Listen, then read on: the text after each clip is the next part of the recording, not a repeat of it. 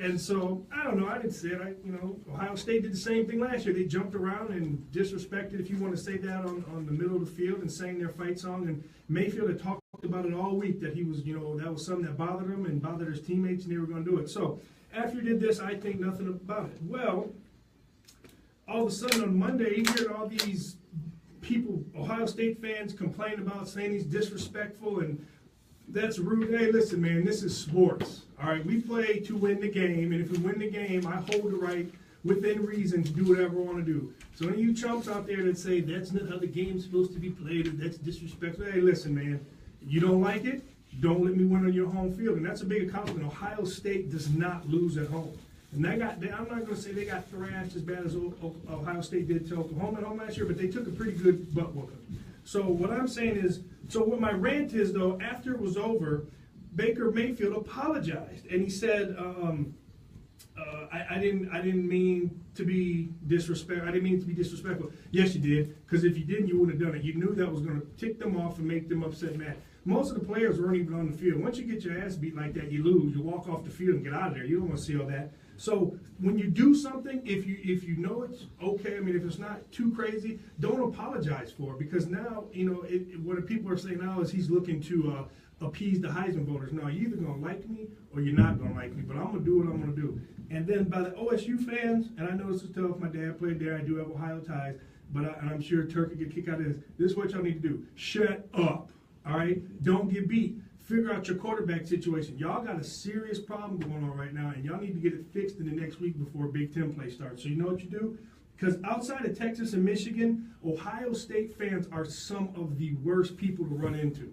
And Turk can say something because he played in Ohio, so he knows that Ohio State fans are not just Ohio people. Get it straight. Ohio people.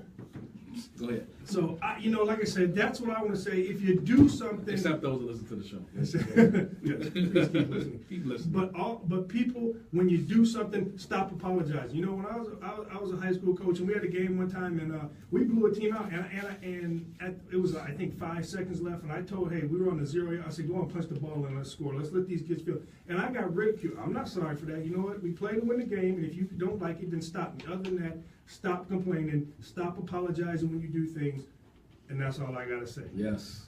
So, that rant today was brought to you by Beirut Palace.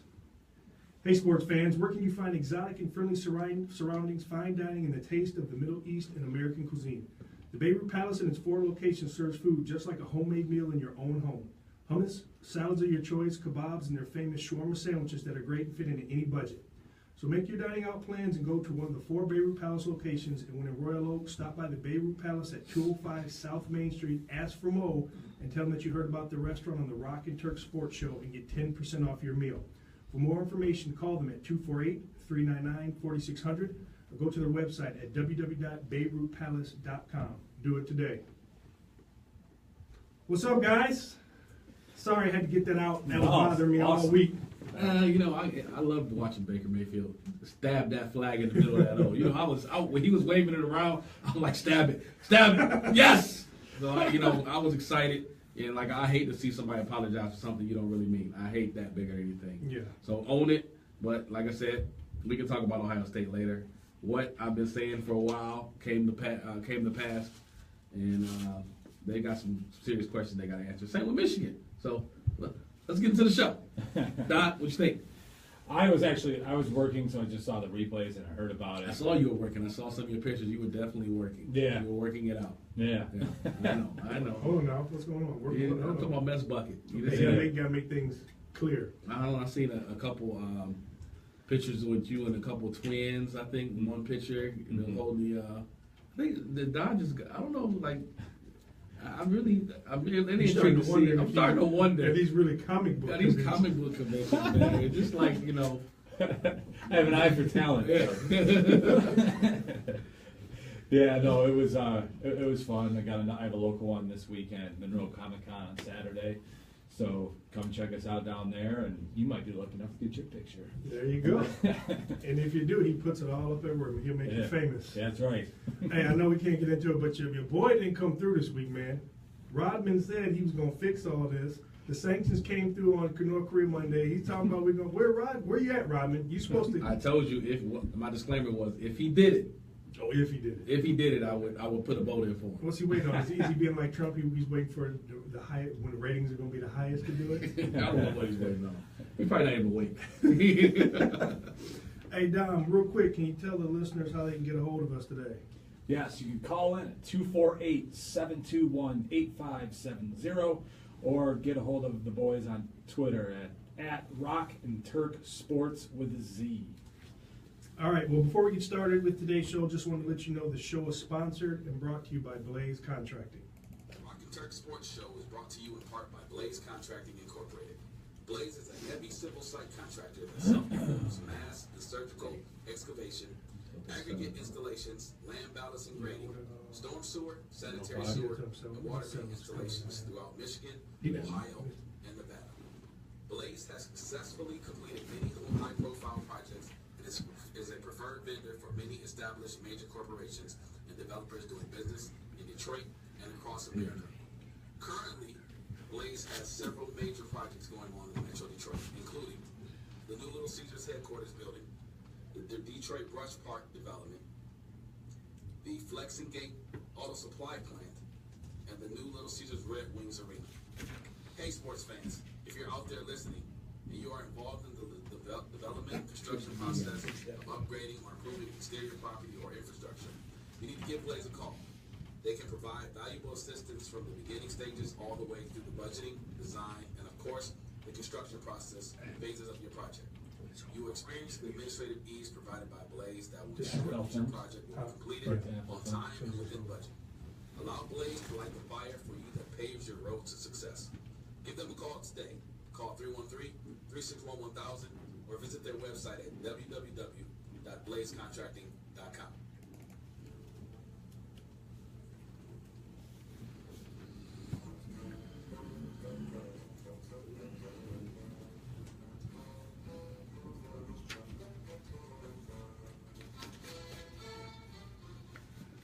Welcome back to This Week in Sports. I don't know, I think this is show 21 for us, so we are really rolling along. That's 5 months strong. Yeah. Working on month number 6. So shout out to you listeners. Please listen, and if you got something to comment on, 248-721-8570. So This Week in Sports, we're starting with one of my favorite teams, my world champion Golden State Warriors. And as usual, they do the slam dunk champion things that champions do.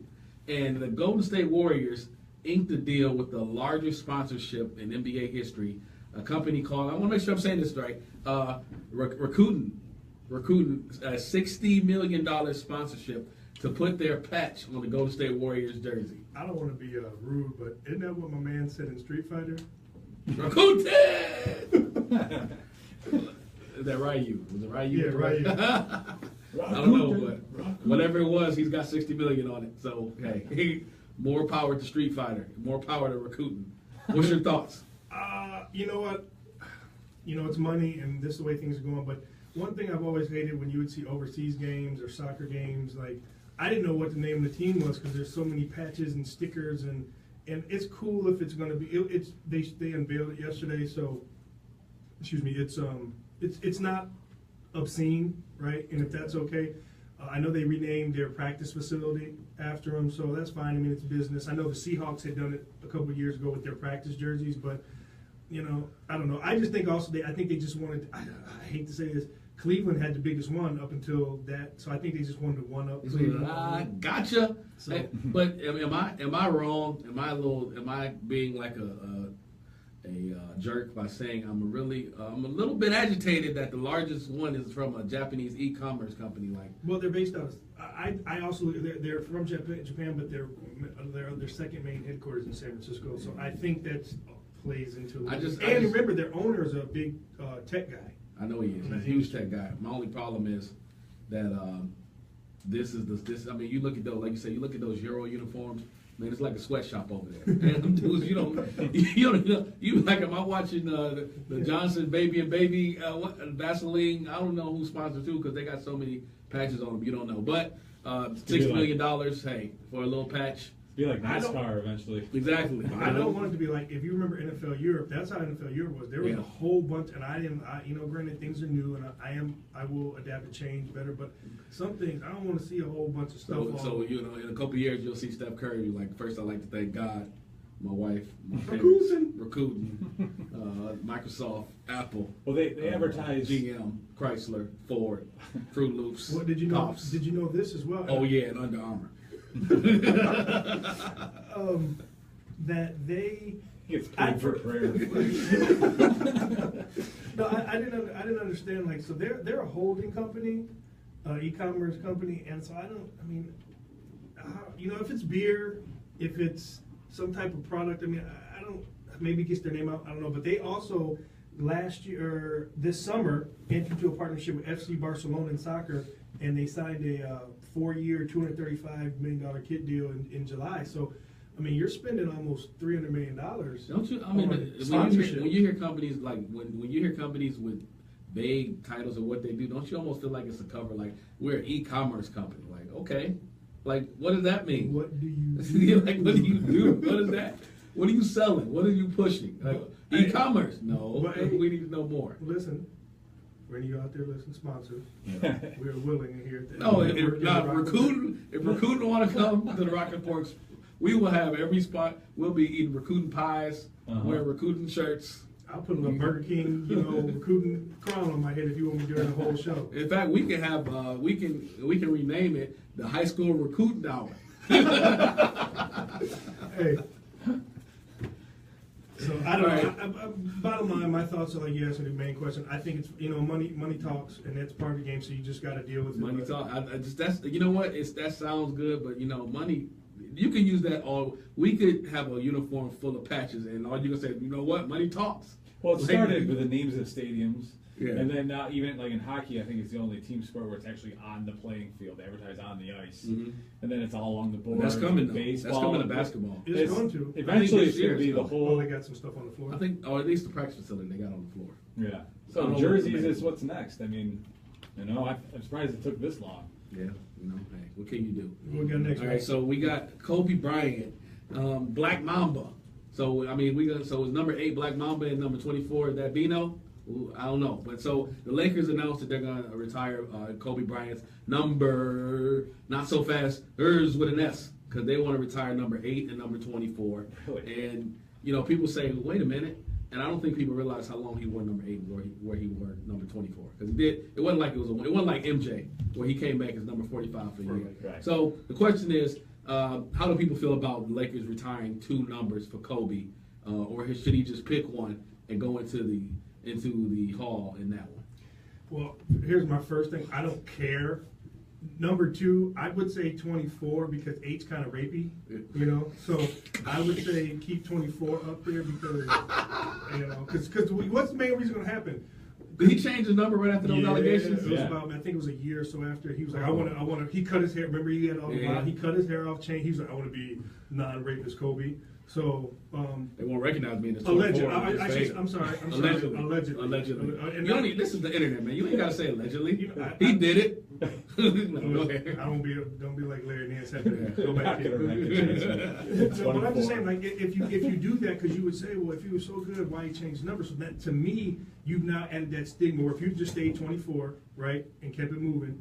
But now they're going to say, why they retire both numbers? Then they're going to say, why he changed his number? And everybody's going to say, because. And you know what? And this is, I'm going to go with you on this one. And we don't always agree, but is the getting retired in basketball has got to be the flakiest way to go out. Like there's no real recognition for these guys as far as the Hall of Fame, professional versus college.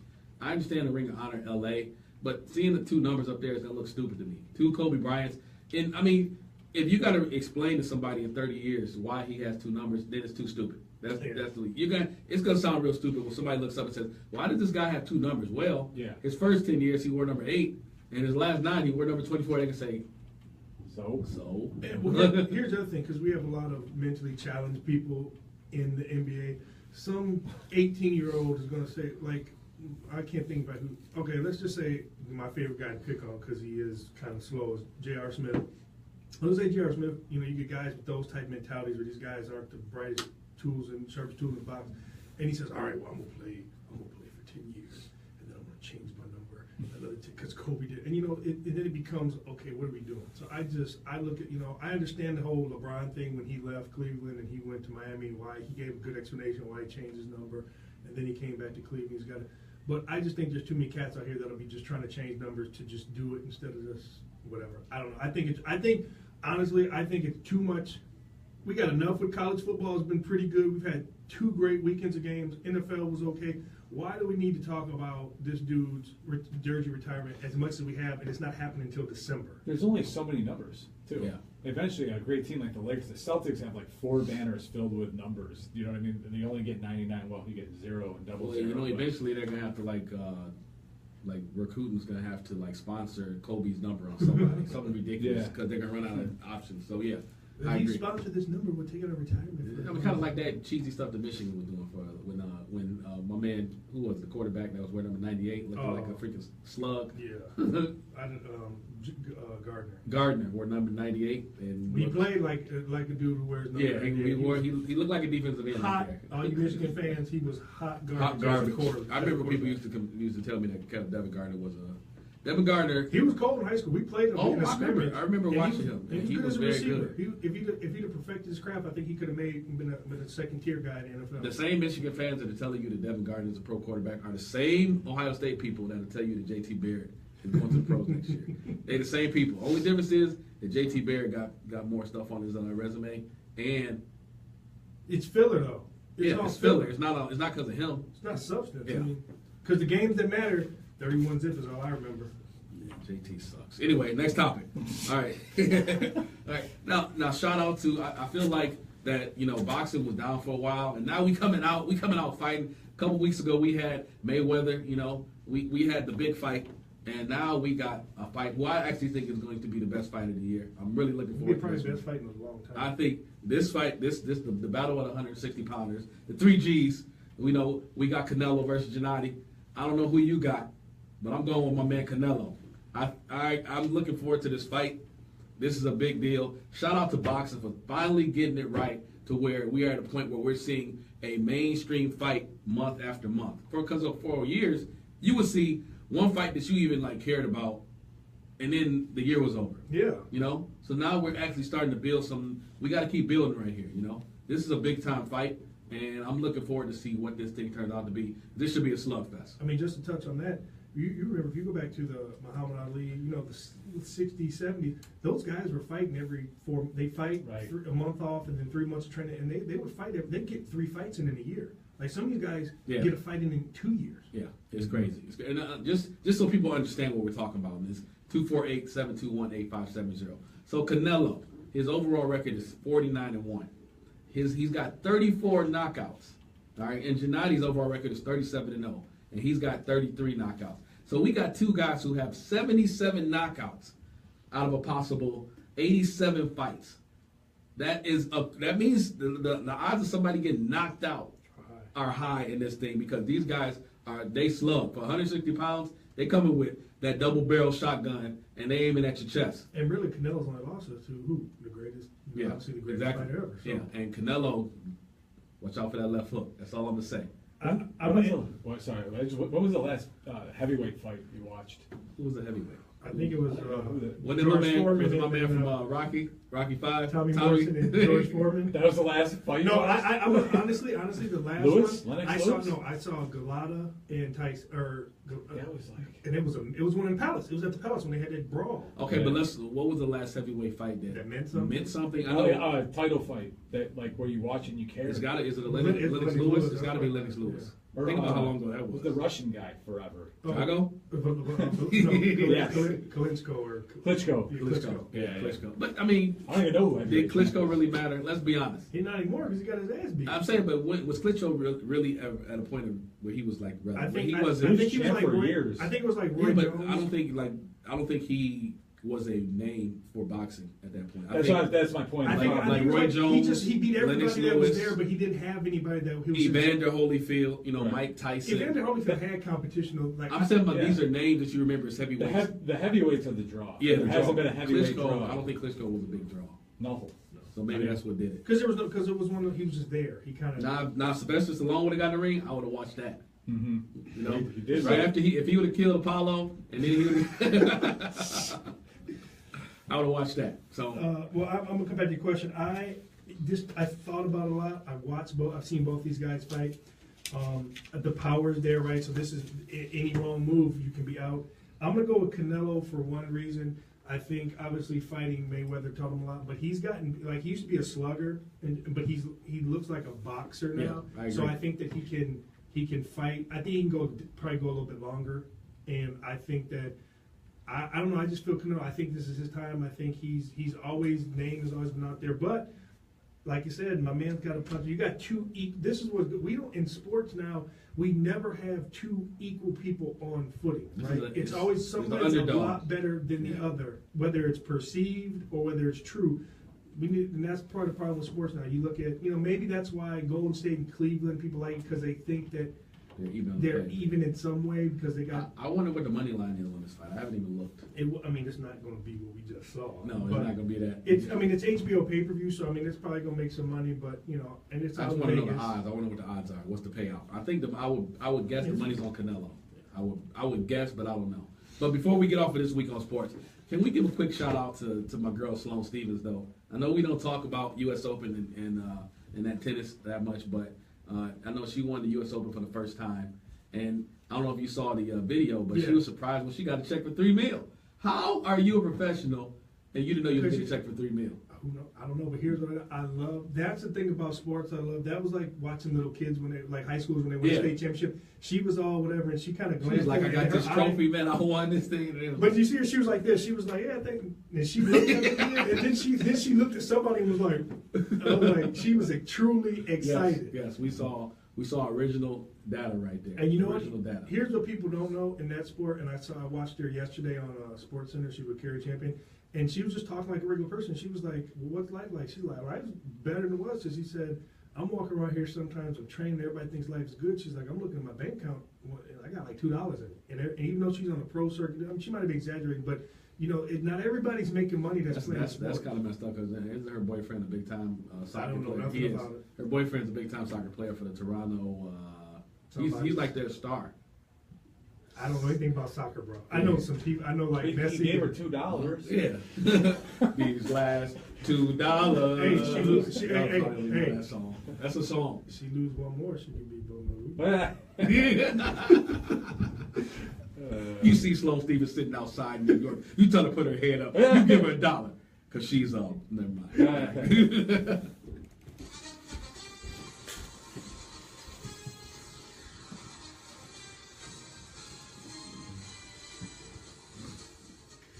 Well, we have been talking, giving you our reviews, having our picks, and we finally got the big boys in the ring last Thursday. It was actually a pretty good game. Me and it's on the screen right now. Isn't that ironic that we crazy. just look up ESPN showing the highlights and we got the Patriots versus the Chiefs. So we scurried home after the show last night to catch the rest of the game, and it looked like it was going to be a blowout. It looked like that they were going to. Patriots were the Patriots, and then all of a sudden things started happening. Now, I'm not sold on Alex Smith, but it was a good, even though the ratings were low, it was a good opening game. Hold on, and the people watching right, so let me get my "I told you so" hat back on because I said, first off, I argued and I said Alex Smith looked better in preseason. He was pushing the ball down the field. I told you that. Yeah. Okay. I'm not giving you that one. I'll give you the second one because I agree. Okay. Number two, I said that Kansas City had basically no chance to win this game unless they did two things. Won the turnover margin, and they ran the ball. And what did they do? They won the turnover margin, and Kareem Hunt looked like a super sleeper of the year, rookie of the year candidate. Here's my thing with you about number one. Yeah, he did take some shots, but once again, it was still dink and dunk. And Kareem Hunt was a good that post over the middle that he caught. But everything that Tyreek Hill was still dink and dunk that he made it happen. I think he went downfield. They even said it in the game that he was pushing the ball downfield more than usual. All I want to say is, now, it's week one. I'm not going to overreact or underreact, but I want to see 5 more games of him. If he does that, then I'll say, okay, they got a chance. But right now, I'm still on the Raiders. And even though the Patriots, part of that problem was the Patriots, they had injuries, And when D-line went down, obviously guys retired. They ran into something that they don't ever run into as a depth problem. And I think that one thing that we all got blinded by all the toys that Tom Brady had, and they had the new corner on the outside and the secondary, and then we never went back down to that defensive line and those linebacker unit. When I saw Kyle Van Noy out there at the starting middle linebacker, I said, wait a minute, this is not a good unit. I think when Ninkovich got hurt, when he retired, yeah. I don't think you forget, because he's a mainstay, and he might not have 20 sacks, but he always had 9, 10. He was a pressure guy. I don't like the Patriots front seven, especially after their best player got hurt. You talk about from Alabama, the linebacker. Hightower. Yeah, when Hightower went out, that looked like a bad What was unit. crazy was, and I don't believe in that, but they were talking about that maybe a series or two before it happened. They asked him, so Dante Hightower's this, and he said, what happens if you get hurt? And they said they didn't even want to talk about it. And next series he got hurt, and it showed their playbook became limited, which exposed their secondary. Extremely, they are not a very good. They are not good up front on defense right now. Maybe they get better, but when I look at that unit, I see a lot of guys who are role players, and I don't see any impact players in that unit after Hightower goes out. I don't see any. Well, so we got what? We got contenders, pretenders, and those on the bubble. Yeah. So I'm gonna throw these out at you. I'm gonna give you my list, and you tell me what you think. So. Obviously, people are overreacting. The Patriots are going to be fine. I mean, they got some things to fix, but I still have them as a contender. Okay. I got the Falcons as a contender. They squeaked one out. They said if Howard catches that ball, it's a ball. They're going to overtime. The Bears looked a lot better than what people thought. The Raiders. Yes. That was people do not understand how good the Titans are. The Titans are a very good team, and that was a hard-fought game. They won by 10. But they played. I'll give it up. I didn't know what Marshawn Lynch was going to be. I think he's okay. Like, if he can give him 70, 80 yards a game. Well, not even just the yardage, but the carries. The carries. Yeah. I didn't think he'd be able to do that many touches in the first game, and he was a bell cow. He had 23 touches total. Yeah, so, I mean, if they can get that out of him all season, they'll be fine. Titans. Yeah, I love the Titans. And I think they really haven't even opened up because the defense, the corners actually look pretty good for the secondary for the Raiders. So they're going to open up. I got the Packers now. My concern with them is still the running game. I think it's going to come down to a game that they're going to have to, especially if the weather gets inclement. I'm not sold on their running game. I don't know. Vikings, I'm not jumping on the bat, but what I'm telling you is when Sam Bradford he's not all world, but he can make throws. He's a big I forgot how big he was. He was standing next to some people when he was getting interviewed. Did you say that the Vikings are contenders? Because of their defense. Their defense is really good. And they got, you don't forget, now Dalvin Cook went off. But they still got Latavius Murray. So I need to see more because I think the Saints. I think they can beat the Lions because they can run the ball. I don't think they're gonna beat the Lions. I think they can because of the defense and how they run the ball. All right, I'll let you do this. My last two for contenders are the Steelers, obviously. I want to see this weekend's gonna be good to see what Joe Hagan and Artie Burns do together as far as defending people, and then I know that they're still meshing. We got to see, but we talked about the Ravens' defense was serious, and it looked like I'm just telling you, man. Listen, the Ravens' defense serious, but what it is they had a couple big pop plays, but we want to see what they're going to do because they got a lot of weapons on offense, but we got to see how it turns out. When I say contender, I'm not necessarily saying for the Super Bowl, but to get in the playoffs and have it. So let me get this straight. Turk has been scowling. The Lions are not in your group. Did you watch that game? Okay, the first half was terrible. But no, the third quarter was terrible. No, it wasn't. They didn't pick it. When the game turned is on the pick six is when everything started. First off, Arizona's got a top 5 defense. Do not do that. They got that might be the best secondary in the league. That secondary. Yeah, the secondary, but they're having a lot of injuries up front. Oh, what are you talking about? Chandler Jones. That's it. And Kimdichie was Hassan Reddick played. Well, I'm just talking about getting pressure on the quarterback. Right now, they got one guy, and Buchanan was out. If they get healthy, I'm saying that's a very good team. Yeah, but they weren't defensively full strength. Carson Palmer is what I thought he was, a bum. He's a bum. He needs to go. The problem with them also is with that. Here's what the problem is. When David Johnson got hurt, that was it.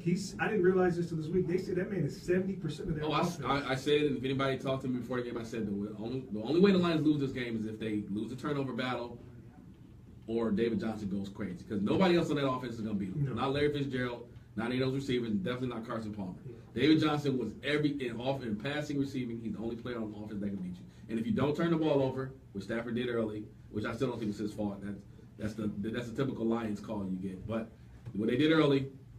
If you don't turn the ball over, you're gonna beat the Arizona Cardinals because even though they got a good defense, you can score on that team, and their offense is gonna be atrocious without David Johnson.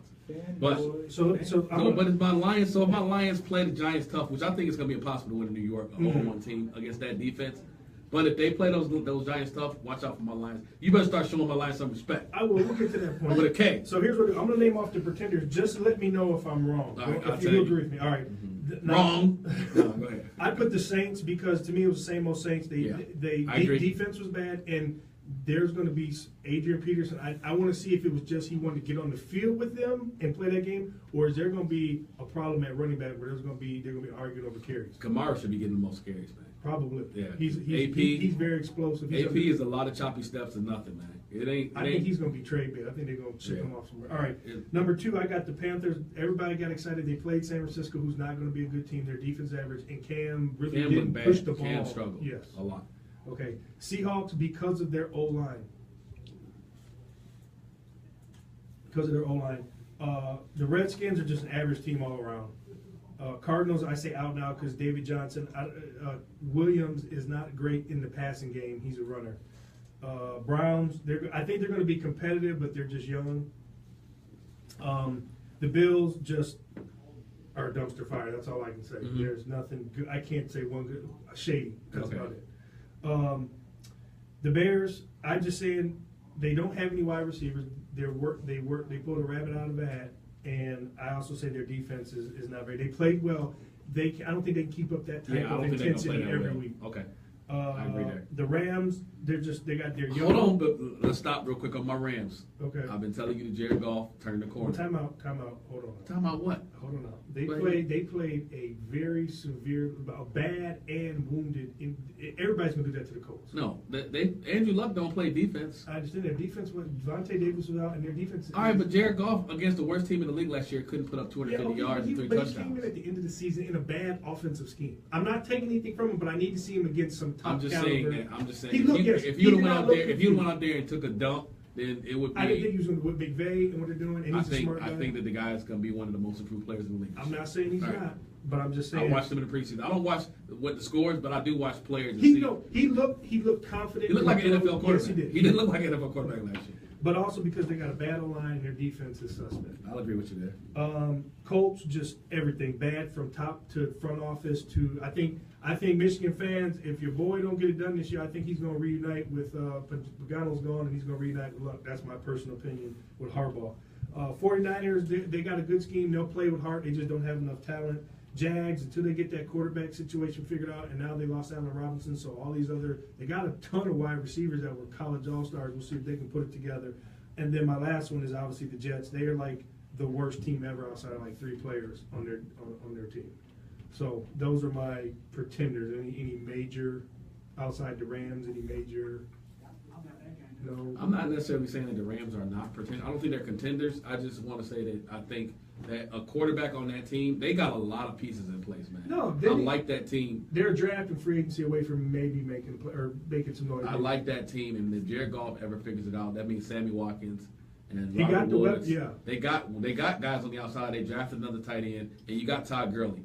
I'm just saying if they ever figure it out at the quarterback spot, watch out for the Rams. Could easily be the best team in the NFC East in a year. You mean the West? I mean NFC West, because Seattle Seahawks is really it. Arizona's on their way down. Seattle's like nearing the end, and the 49ers are whatever the 49ers. So Rams could definitely be a team that you got to look out for next couple of years in NFC West. I like that young team. What they got, Aaron Donald is back in camp.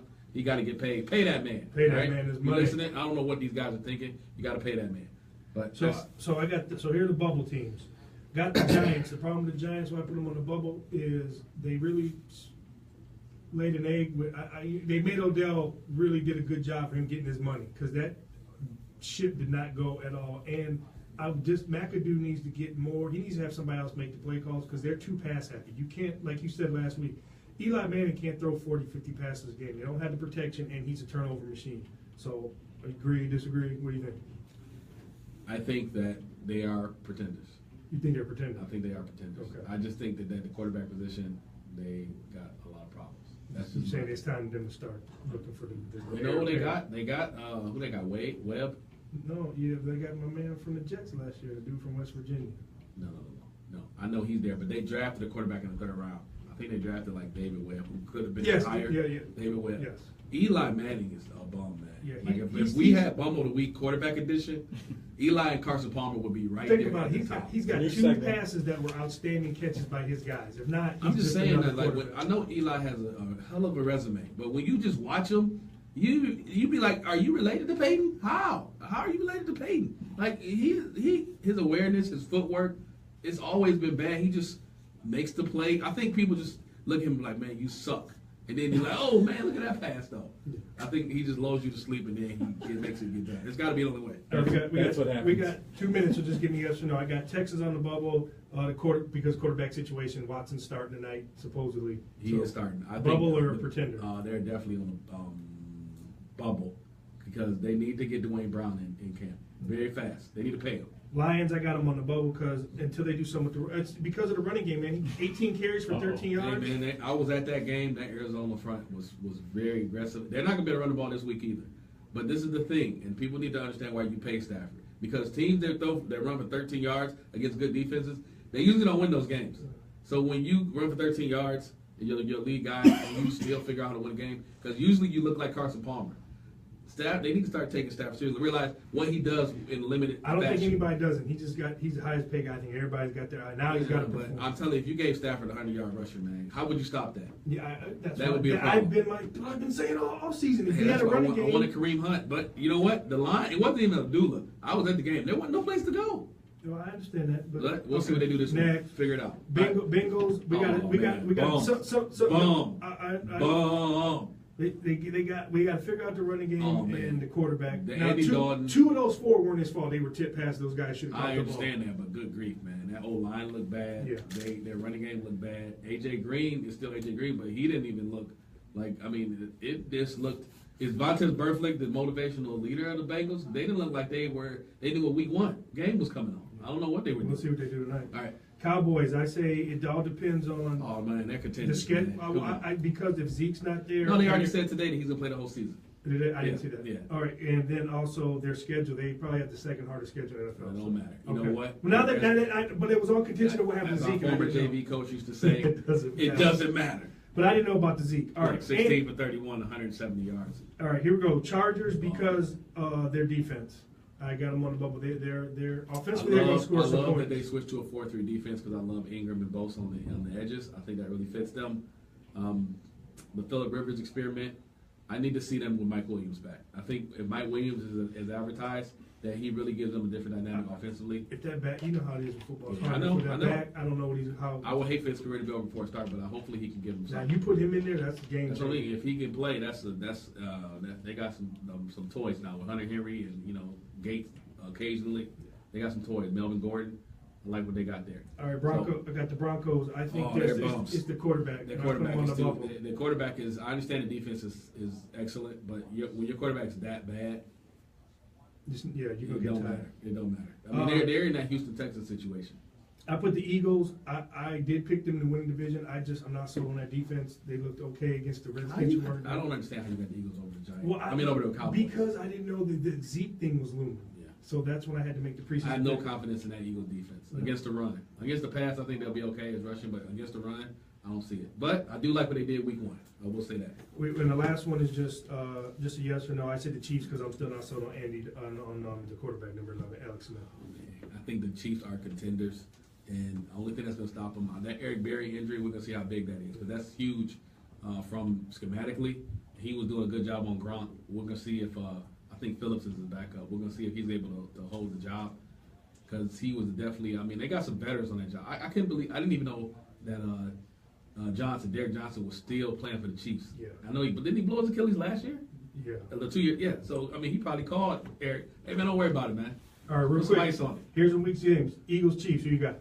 Chiefs. Patriots, Saints. Oh, Pats. I got the Pats too. Vikings, Steelers. They're at Pittsburgh. I've got the Steelers. Okay, me too. Cowboys, Broncos. The Cowboys at Denver. Denver. I got Cowboys. I almost took, but I just Zeke back and knowing he's going to play this game. I'll take that. Mile high. Packers, Falcons. They're at Atlanta. Atlanta. Me too. And last pick, and you'll be surprised. Lions at Giants on Monday night.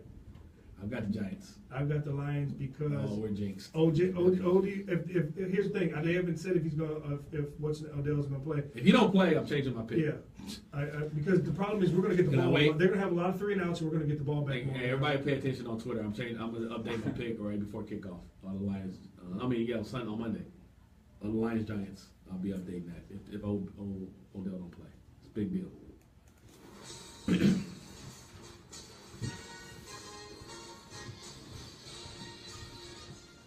All right, guys.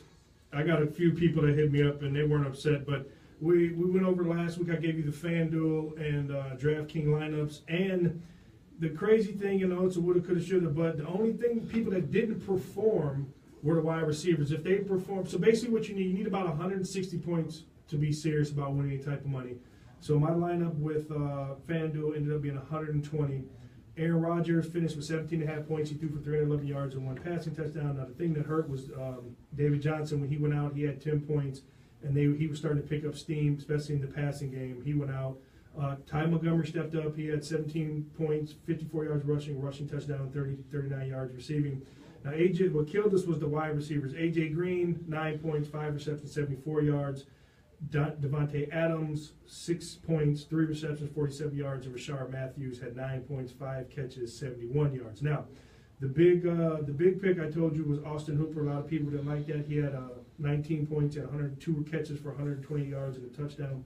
Matt Bryant was the best kicker of the week. He had 12 points, and the Steelers' defense was the second best defense. They finished with 18 points. So gave you 120. Kind of, like I said, if the receivers pick it up, you win some big money. With DraftKings, with the same lineup, except at tight end we had Zach Ertz. He balled out with 17.3. And then for any of you that followed on Facebook, I told you with Dede Westbrook going out, my late flex switch was Kenny Galladay.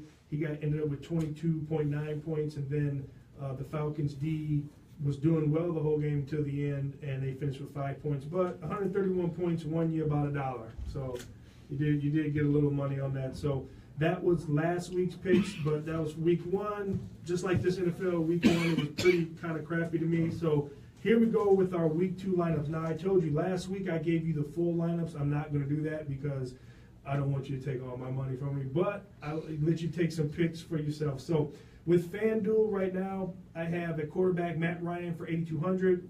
I got McCaffrey, who had a good week. He had more touches than I thought he was going to get. But he's still cheap at 6,600.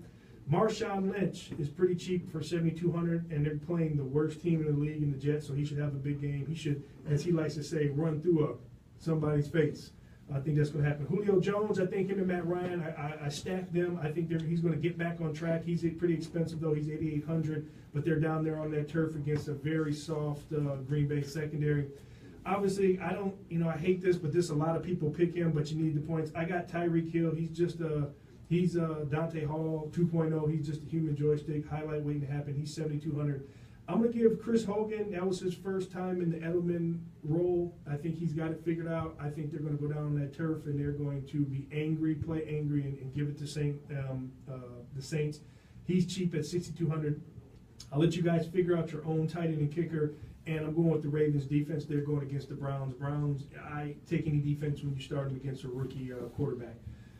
DraftKings, swing it over. We got Matt Ryan at quarterback, 7,500. Melvin Gordon, 7,000. He's going out there for their home opener along with Christian McCaffrey. I really like to use running backs that are dual threats, versus just a smash mouth guy, especially in a PPR league. Julio Jones at 9,200. Tyreek Hill, Chris Hogan. Now at tight end, I'm going to give you Jared Cook. Very underrated, very fast, but he got on the field, and it seemed like he had a really good chemistry underneath with David Carr. So look for him to have some big plays against, once again, I know they got Adams, and he'll be matched up on him, but you got a tight end with 4.3 speed, 4.4 speed. He's gonna create some mismatch problems. I'll let you figure out the flex, and once again, go with the Ravens. So I really feel good about this week's lineup. Right now, the best time to win is early on in the season because the prices are still cheap. Once again, like Tyreek Hill, 6,200. If he has another game like he has, he's going to be really expensive. And plus, if you're a real football guy like me and Turk, who aficionado and really follow things, you can find you can find your sleepers.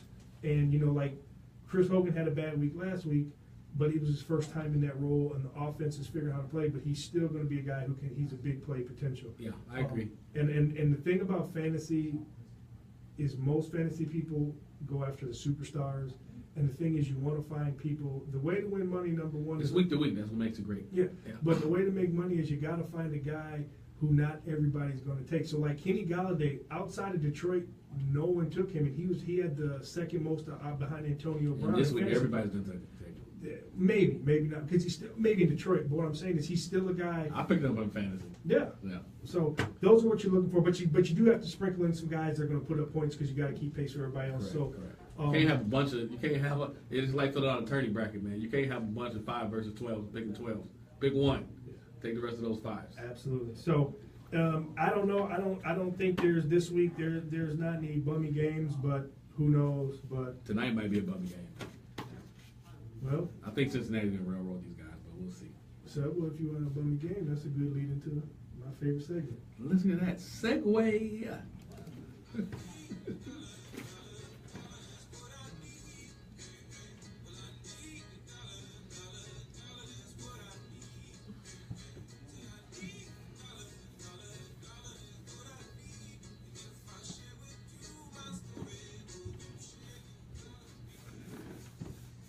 Ladies and gentlemen, welcome back to another episode of Bum of the Week.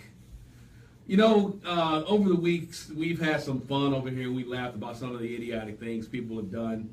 And it's been, laughing jokes, and it's been time to be funny. It's been time to be serious. Well, this is the time to be serious. Because this week's bum is not only a bum, but he's an idiot. And not only is it one of them, but it's two. For those that don't follow Netflix, Last Chance U, it's a show, and it's just had its second season. And it basically speaks for itself. Last Chance U. You got a bunch of football players who have some type of disciplinary situation in late in high school or in college, where they end up at a community college, and they're on their last chance to get things right, where they have a chance in college and maybe even on the pros. Now, there's a couple players, a couple success stories. You got LeGarrette Blount, who went on to have a great career. He's been in the league for almost 10 years. Chad Kelly, who just recently got drafted.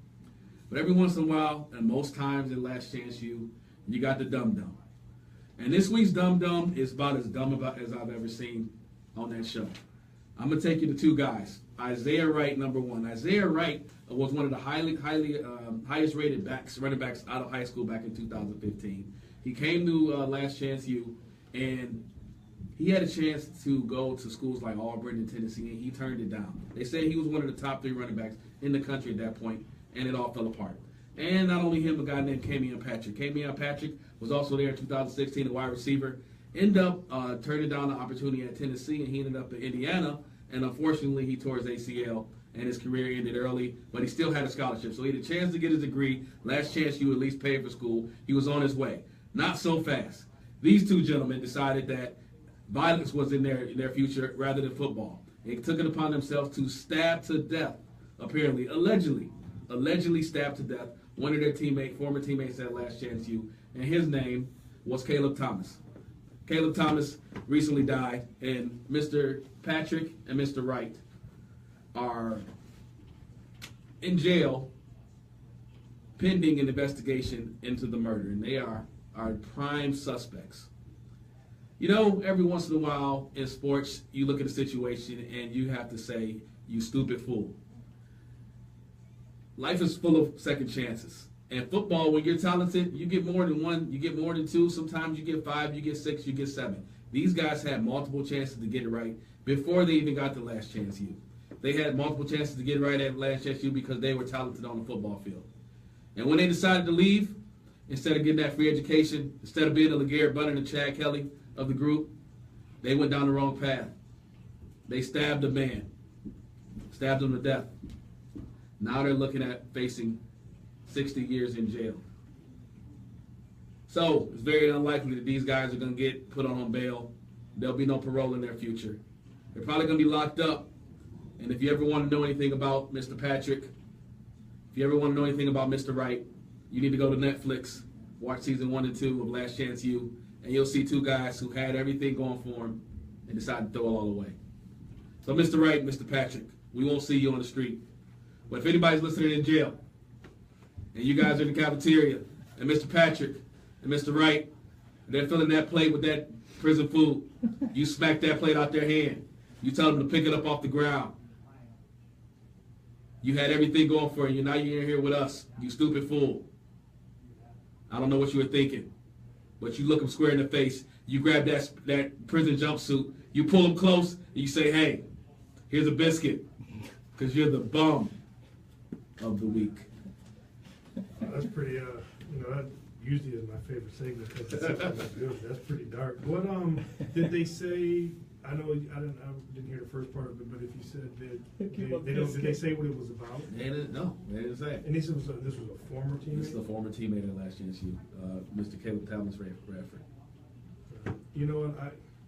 My thing is, I feel bad for cats like that because obviously there was an issue. They were at the bottom. They, like you said, they had a chance to do whatever, and they couldn't get out their own way. And the worst part in this, and I'm a very, very positive person, but this isn't the first time or the last time that you're going to see talented young men that may have a hard background, but they cut their nose off, spike their face because, like you said, which I like how you said is, you got a second chance, and you said it looked like they were getting ready to make it. And then they do silly stuff.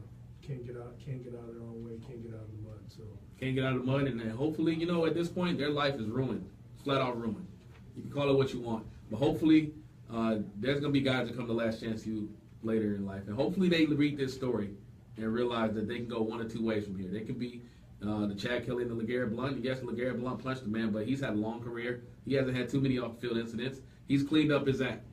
Or you can be the Mr. Isaiah Wright, who's remembered as a remarkable running back, but ended up back in jail because he was too stupid to get out of his own way. Right? Right. absolutely.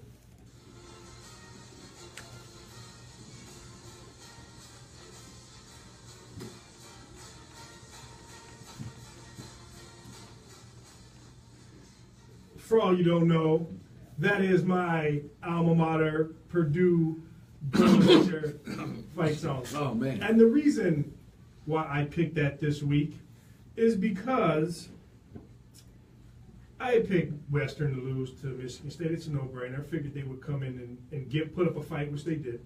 And I picked Purdue to beat Ohio U. And also hurt my record this week because I picked Bowling Green State University to beat the lowly South Dakota whoever's. And as I did not know until I hit the scores last night just to make sure, and because I marked it as one, and saw that Bowling Green lost 35-27 to South Dakota. Don't even know, you're not that good enough to know. I just want to, before you continue, I just want to go on record. From day one, I have said that I do not like this staff, and I do not think those guys are qualified. From day one. Have I not? I've said I don't like this staff. Yeah. And if they keep this up, I won't have to not like them much longer, because they will be kicked out of town after this. This is 2 years in a row, and these guys don't look like they know what they're doing. And you can't lose to South Dakota. I know Bowling Green is the MAC, but we are an upper echelon MAC school. All right, we beat a Big Ten school after 3 years. See Purdue. All right, see Northwestern. I'm just saying we win games we aren't supposed to. We don't lose to South Dakota. So this loss right here after the Michigan State game shows that these guys aren't prepared. They watch out. The clock is on. The hot seat is hot. Hey man, you ever seen Charlie Brown? After he was talking about 3 seconds, all I heard was wah, wah, wah, wah. No, you should have put that on loop down and let it play the whole segment. So here we go. I, once again, didn't have a great week. I think sometimes maybe I step on a limb. Maybe I put my coach in mind too much. I went 2-3. I really thought Auburn was going to have the upset over Clemson. It looked good when they came out. They got in the red zone a couple times. They settled for some field goals, and they couldn't score. But they also, what you don't know until good teams play each other is they can't block a soul. Clemson had 11 sacks. Yeah, Clemson's defense looks serious. Wish we knew Lawrence and those guys were back. I didn't know it was going to be. I mean, Auburn's a team that's been picked a lot, and they're a good team. They got good recruits. They shouldn't be looking like they should. And I mean, some of it was whoever's coaching their line is a good coach. And you know what? You got to shout out to Dabo Sweeney because Deshaun Watson may have left, man, but I tell you what, his understudy looked a lot like Deshaun Watson. I think he can throw, but I think he's when he runs, he looks like a running back. Yeah. He looks like a receiver after a catch. He's got a little more danger. Yeah, he's a little thicker. And he's a big dude. You see some of them shots that he was taking and bouncing off of him? Yeah, so, I mean, they're rolling. They're going to be in the factor. I know Georgia Notre Dame was one we both. I picked Notre Dame. I didn't. I went for them down south Georgia boys. These Notre Dame law. I don't know why. Why would I ever pick Notre Dame? I don't even like Brian Kelly. I think he's your coach. You said it's even though Fromm's good, he's still a freshman. Yeah, he's a freshman. Notre Dame's at home. Yeah. They run the ball at night. It's gonna be crazy, and they're gonna get it done. I mean, it went down to this. It went down to last possession. It wasn't last possession, so, but we still took that L. Now you got me on this one because you stuck with your guns. Even though we talked about you stayed with USC, I went with Stanford because the way that Western ran the ball. And Stanford, one thing we did say in the preseason, they're going to run the ball. Yeah. And it was a pretty close game. Then Darnold he flipped that switch, and it was just and maybe lights they woke out. up. Maybe USC woke up, but they were in a funk for a second there to start the year. So as my coach used to say, you woke. Dude, I think we both got on this one. Was Ohio State doesn't lose at home. And Oklahoma had a bunch of, I don't want to say no names, but guys that are unproven.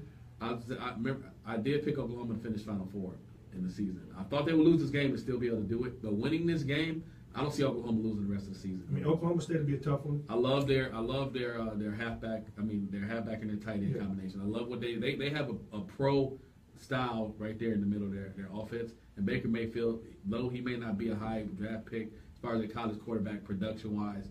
Guy with the ball in his hands, he's a guy that you want because he knows how to win, and he knows how to stake a flag in the middle of the stadium when he beats you. And then obviously this was I was right on this. We picked Michigan, but I said it was going to be a close. The score is not indicative of how that game went. It was Michigan has. I don't think it's as bad as Ohio State, but I think overall they just have some.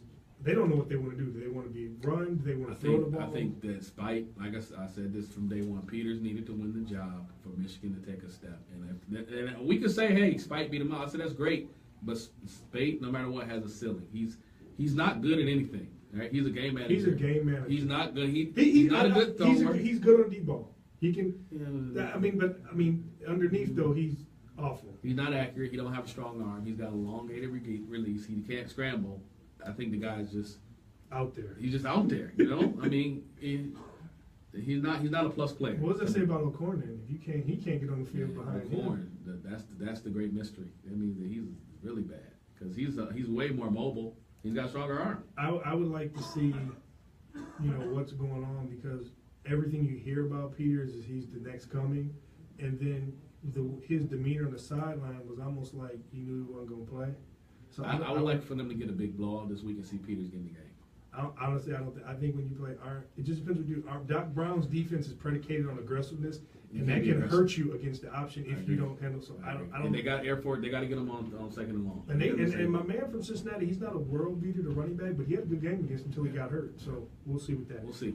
So our and then obviously I'll go over again. Ohio Western put up a fight. They had two. Well, they really only had two special team returns and.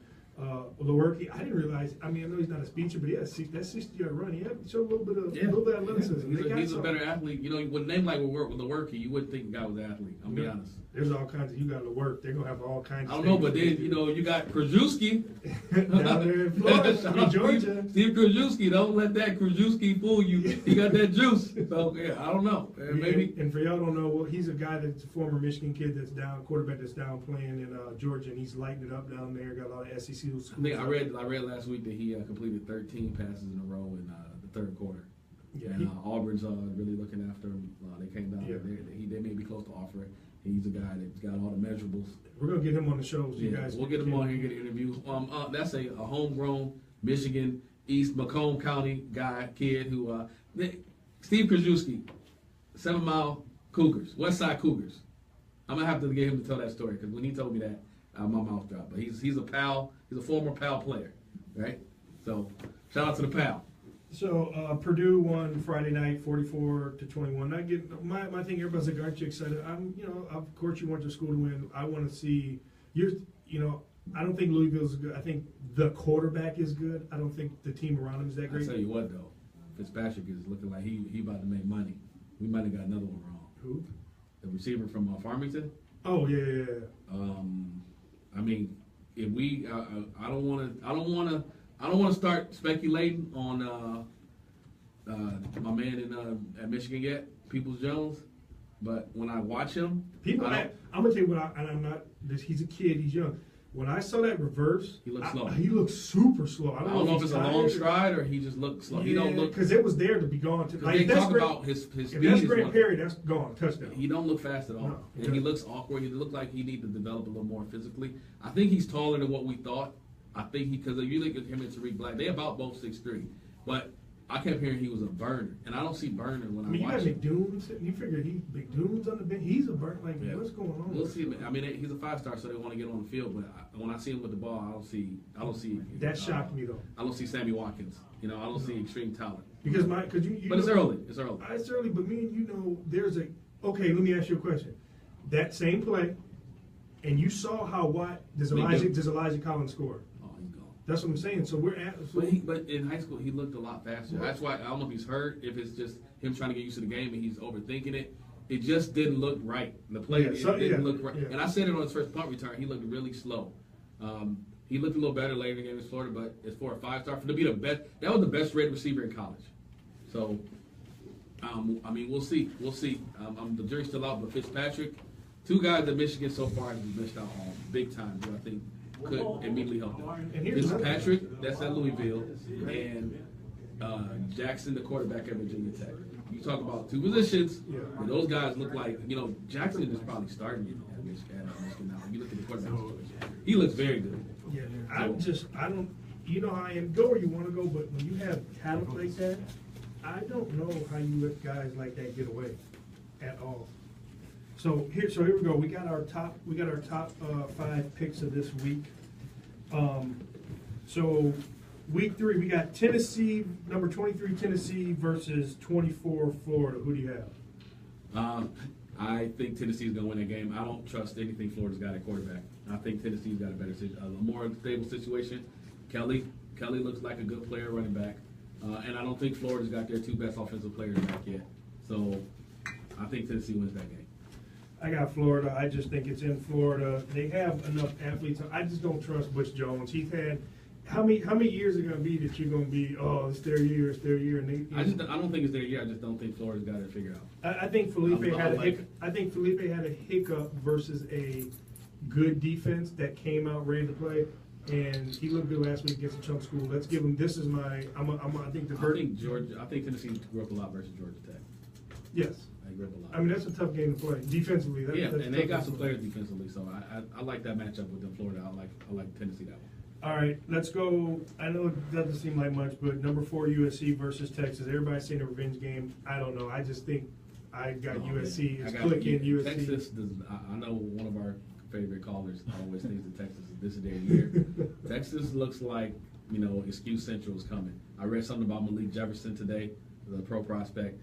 They don't think his heart is in it. Whenever you start hearing that, you start to question because he's supposed to be their best defensive player. I don't have a lot of faith in Texas doing much this year in the Big 12. So I'm with you. I got USC. I will go with the ranked game. We got number 18 K-State versus Vandy. I picked this game because K-State, like you had talked in the pre, they're solid like a Big Ten team. Good running game, good offensive line. Vandy though, I like Derek Mason's defense down there. I like the way they're turning the corner. I think they're playing in Vandy. I think that's going to be a big game. And I think the determining factor is the game is in Vandy. If they were in Manhattan, I like Kansas State. But the game's in Vandy. I'm still going with Kansas State. I think that an offensive line in a running game like that travels. I think that they're going to still get it done in Vandy. I like Kansas State. I'm with you on that, man. We're agreeing too much. These are 2 unranked teams, but I think there will be soon, and they're going to push. Got Kentucky versus South Carolina. It's at South Carolina. I like South Carolina, man. South Carolina's a sleeper in the SEC this year. Yeah, watch out for them. I like that team so far. And honestly, after Alabama, the SEC is up for grabs. I don't have faith in anybody other than Alabama in the SEC. Georgia, LSU, I don't think any of them have proved because they all suck at quarterback. All right, and I know people think that Georgia's got it all figured out. Fromm and Easton have not been game. Well, the running backs haven't been. I figured they would carry the team, and they're not even performing. It's like if you're in the SEC, you can't have sustained offense. You just got to have athletic defenses, and nobody's figured out other than Bama how to be. Bama's not even flashy. They don't throw for a bunch of yards, but they have a system, and they do it every week. They're gonna knock you out on defense. They're gonna run the ball. Of Quarterback's going to complete passes when he needs to, when he's going to be mobile, when he's going to make plays with his feet. That's what they do. Everybody else, I don't know what they do. I don't know.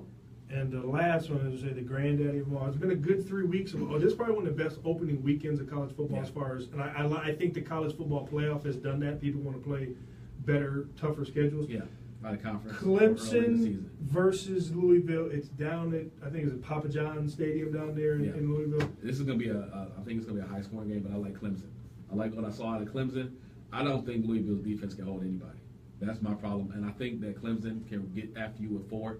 And Jackson is great, but if you can get after anybody with 4, you can definitely slow them down. I know a lot of people are going to say it's sacrilegious, but Clemson's defense, I think, is better than what LSU, their front 4 is better than what LSU's was last year. And if you guys didn't watch that LSU Louisville bowl game, the line, not the rest of the line, had him terrified. He couldn't run away from them laterally, and they were getting too much penetration, and then that threw his whole game off. Yeah. What we saw last week against a good Auburn team, 11 sacks.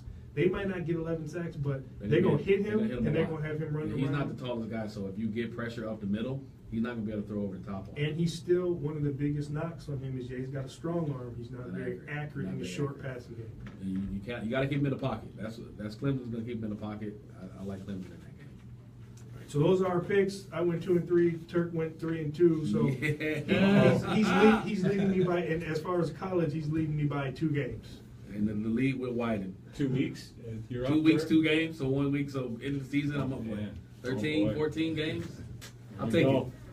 Well, ladies and gentlemen, this is another one of my favorite. We're bringing in a lot of guests now that we told you we would, that are sports related and have what I feel is good content, good things to talk about. And today we have 2 gentlemen. One is a gentleman that actually taught me in high school. And was me as well. Was a coach. Don't blame me for that. We have Mr. Thomas Whitey Daniels. You're gonna have to explain that. Yeah, we got plenty of time to explain all of that. When you sent that to me in email, I was like, "What's going on?" And then we also have Thomas Cookie Marsh, which you're gonna have to explain that one too. Be happy to. And well, thank you guys for coming in today. Thank you. And Thanks for having us. Obviously, we're a sports show, and so obviously, Mr. Daniels, you were a basketball coach, you were a baseball player, and Cookie, you were a basketball player. So that's how we get the sports mix. But it's very interesting because Turk told me it was a couple of weeks ago. He's like, "Hey, have you seen Mr. Daniels?" I said, "No." He said, "He wrote a book." I was like, "Really? What's he doing?" So after that, started looking after stuff. So I was like, "Oh, we got to get him on." We got to get him on the show. So before we get started, for those listening, 248-721-8570. We've got, and this is my former dean, so I've got Mr. Tom Whitey Daniels. Did you know that was his name? I did not. I don't think in high school we could have been. Talking about, hey. I think you owe a couple of detentions. I probably do. Not Rocco though. He was. See, I got a couple of detentions probably still waiting on me. So, and we got Mr. Cookie Marsh over here. I like Cookie Marsh. It's a huge story here. First off, the book is called Black and White Like You and Me, which I think is a phenomenal title. All right, I love where we're going with this book, but I don't know which one of you gentlemen wants to start off, because we want the listeners to know about the original, how all of this got started, and it's got a sports angle to it. So certainly does, and we play now 30 years what we call geezer ball. I don't know why they call it that, but 30 years. We've been playing on Saturday afternoon, and over that period of time, we've had probably 150 different geezers come into play. I'm the oldest one, and the one who's lasted the entire time. But it was about, what do you say, Cook, 20, 25 years ago? Yeah. Yeah, that he wandered into the gym. They say if you build it, they will come. And he certainly came in, and he was quite welcome. And I knew who he was. I was very impressed that the game of geezer ball would be upgraded quite a bit with a person of his prowess. But ever since he came into that gym, part of our title is Parallel Lines Sometimes Intersect, and his parallel life and mine intersected almost immediately. I'll let Cook take it from there. Yeah, I was invited up there to the geezer ball through a guy named Ron Teasley.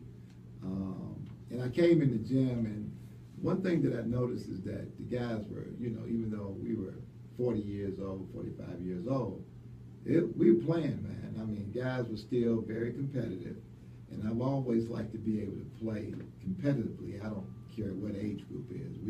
We just came back from Indianapolis winning the 65 and over tournament. And I'm talking about, if you see some of these guys playing, they're playing how my pops taught me. I'm going to the rack and I get clothesline. Y'all, that's the type of era y'all came from. So y'all still playing physical like that? We don't play it that like way because we don't do any clotheslining, but you might get a little shove. You know what I'm saying? If you're scoring too many points, you know, you But might you go there. Yeah. So it's very, very competitive, you know. But most of these guys have, you know, pedigree with high school players. Some guys, ex-high school All-Americans, who we've been blessed to still be able to play. So when you get that mixture with other guys, and they kind of say, oh, that's Cookie Marsh. I remember that guy. So they come at you then. You know what I'm saying? They're trying to build a little reputation. Well, Mr. Marsh, before you get, I think you should let Call the me listeners Cookie. know. Okay, Cookie. Call me Cookie. I got a cousin named Cookie. I like Cookie. Okay. All right, so Cookie. People, you got to tell people a little history about Cookie Marsh because I don't think everybody knows, you know, the legend. Yeah, we're a that may national be. show, so Yeah. outside of Michigan. Well, I was a high school All-American at Detroit Northern in 1969. Decided to go to University of Detroit, where we had a guy named Spencer Haywood. Uh-huh. Everybody knows Spencer, Olympic gold medal winner. And we had good teams at UAD at that time. So after that, I was a free agent with the Detroit Pistons. Got cut the last, right before exhibition season started. So I had this, you know, background pedigree. And of course, coming out of the city, I mean, if you think about the city of Detroit and some of the basketball legends that came out, the Iceman, George Gervin, Spencer Haywood, so many more. So that's kind of my pedigree. You know? So Cookie, you came into the gym. Now, where's the gym? What gym are we talking about? Well, we played at several over the years. Brother Rice was the venue for this particular time. Really? Okay, I didn't know that. You know what? Yes. Actually, you know what? It's okay because after practice, sometimes we would be Yes. leaving and you'd be gone, but there'd be a bunch of going there, and then I see. I know, you, I know he used to always be in there at the free throw line. Him and Darren, he used to be always in there filling it up. I didn't know that there was a league coming after this. I didn't know that Geezer Ball was at Brother Rice. Yes, it was. We were at several places over the years, but that was one of the main ones. Wow, I didn't know that. All right, so we got some history in the building. Well, I'd like to make the transition between this and the book and Yeah. Oh, absolutely. and social life and so on. You know, I think every one of us agrees that in order to get to know somebody, you have to have a certain situation, whether it's music or, in this case, sports. Mm-hmm. Sports is the common denominator. Yes, We yeah. say in the book that it doesn't matter if you're black or white or Hispanic or Asian, doesn't matter at all. What matters is that you can come and you can play and you're not going to whine, you're not going to argue, and you're just going to be there for the competitive spirit of the game. And that's how I have met many black people, and Cookie has met many white people with our geezer ball and so forth. And that's what we need to do, is get to know each other in a more deep, profound way, rather than a Facebook friend or something like that. Let's sit and talk and compete with each other and go out afterwards. And I've been to Cookie's house for a barbecue, and he's been out to my house, and you know, we even went down to Biloxi, Mississippi together, and I saw where he came from, Laurel, Mississippi, and tell me that didn't create a bond between us. And we need to do more of that. And sports certainly is a conduit, and we need to do more of that with the races. So let me ask you a question. So as you're doing this and you're kind of intermingling and seeing each other's lives, what was the thought that said, or what was the thing that spurred to say, hey, let's write a book, let's Yeah, that's a good question. I'd like to know. Yeah.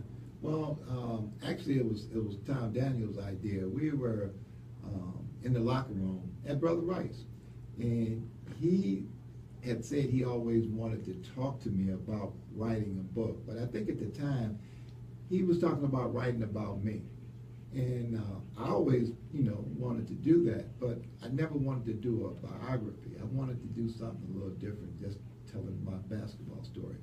So Tom actually thought about, well, why don't we talk about our experience and talk about how we met, and then that terrific championship we won after we met. We went to Toronto in this particular tournament, they got age groups 40, 45, 50, 55. We go up there the very first year with a half white team, half black team. We win the whole thing very first year. It never been done up there before. These teams are coming from Canada, Chicago, New York, all over. So he was the one that inspired about really writing the book. And then by him being an English major, it made it real easy. Hey, well, sometimes when I'm doing these production notes and doing stuff, Mr. Daniel was my freshman English teacher. Same here. And he set the, I said, same here. And so, for me, he kind of set the tone of, because I grew up in inner city. I grew down the street from Henry Ford. I'm biracial, mixed, and more mixed than mixed. And so when I got to Brother Rice, it was a little bit of a culture shock. And so when I got in his classroom, and I never forget what made me feel comfortable. We were sitting in there, and you had just come back from, which is crazy now that I think about it. Just said you had just come back from Indiana, and you were telling me about Glenn Robinson. You're like, there's this guy down at Purdue. And I didn't know where Purdue was at the time. Yeah. And he said, this guy is amazing. He got a Prop 48, but this is going to be his first year. And then we started talking basketball, because at the time I was playing football, but I was in my heart, I was still a basketball player. But then I listened to Mr. Daniels and what he said, and so English became a big thing for me, and obviously in the career that I have and all the stuff I'm doing, it played a big role. So well, thank you. I remember you as a student, and you were a sponge. You wanted to know, and you were so much fun to talk to, and you were interested in sports. And when I brought that up, I could see it in your eyes. No comments from the peanut gallery. I see both people sitting back here. No secrets, no extra stories. I wasn't gonna say anything. I was listening. So in the book though, are these that specific story chronicled in the book, or about us meeting and about you meeting, about you winning the championship? Yes. We talk about some of the growth in you guys' relationship. Because now it's 27 years, right? Yes. Okay. Well, the way the book is structured, it starts out me, white, East Side Detroit in the 50s. Cook, black, West Side Detroit in the 50s. And then it moves along with the backdrop of a lot of historical things. Cook. Yeah. We talked about how let's see how they say it now. Some people say a riot, some people say a civil disturbance.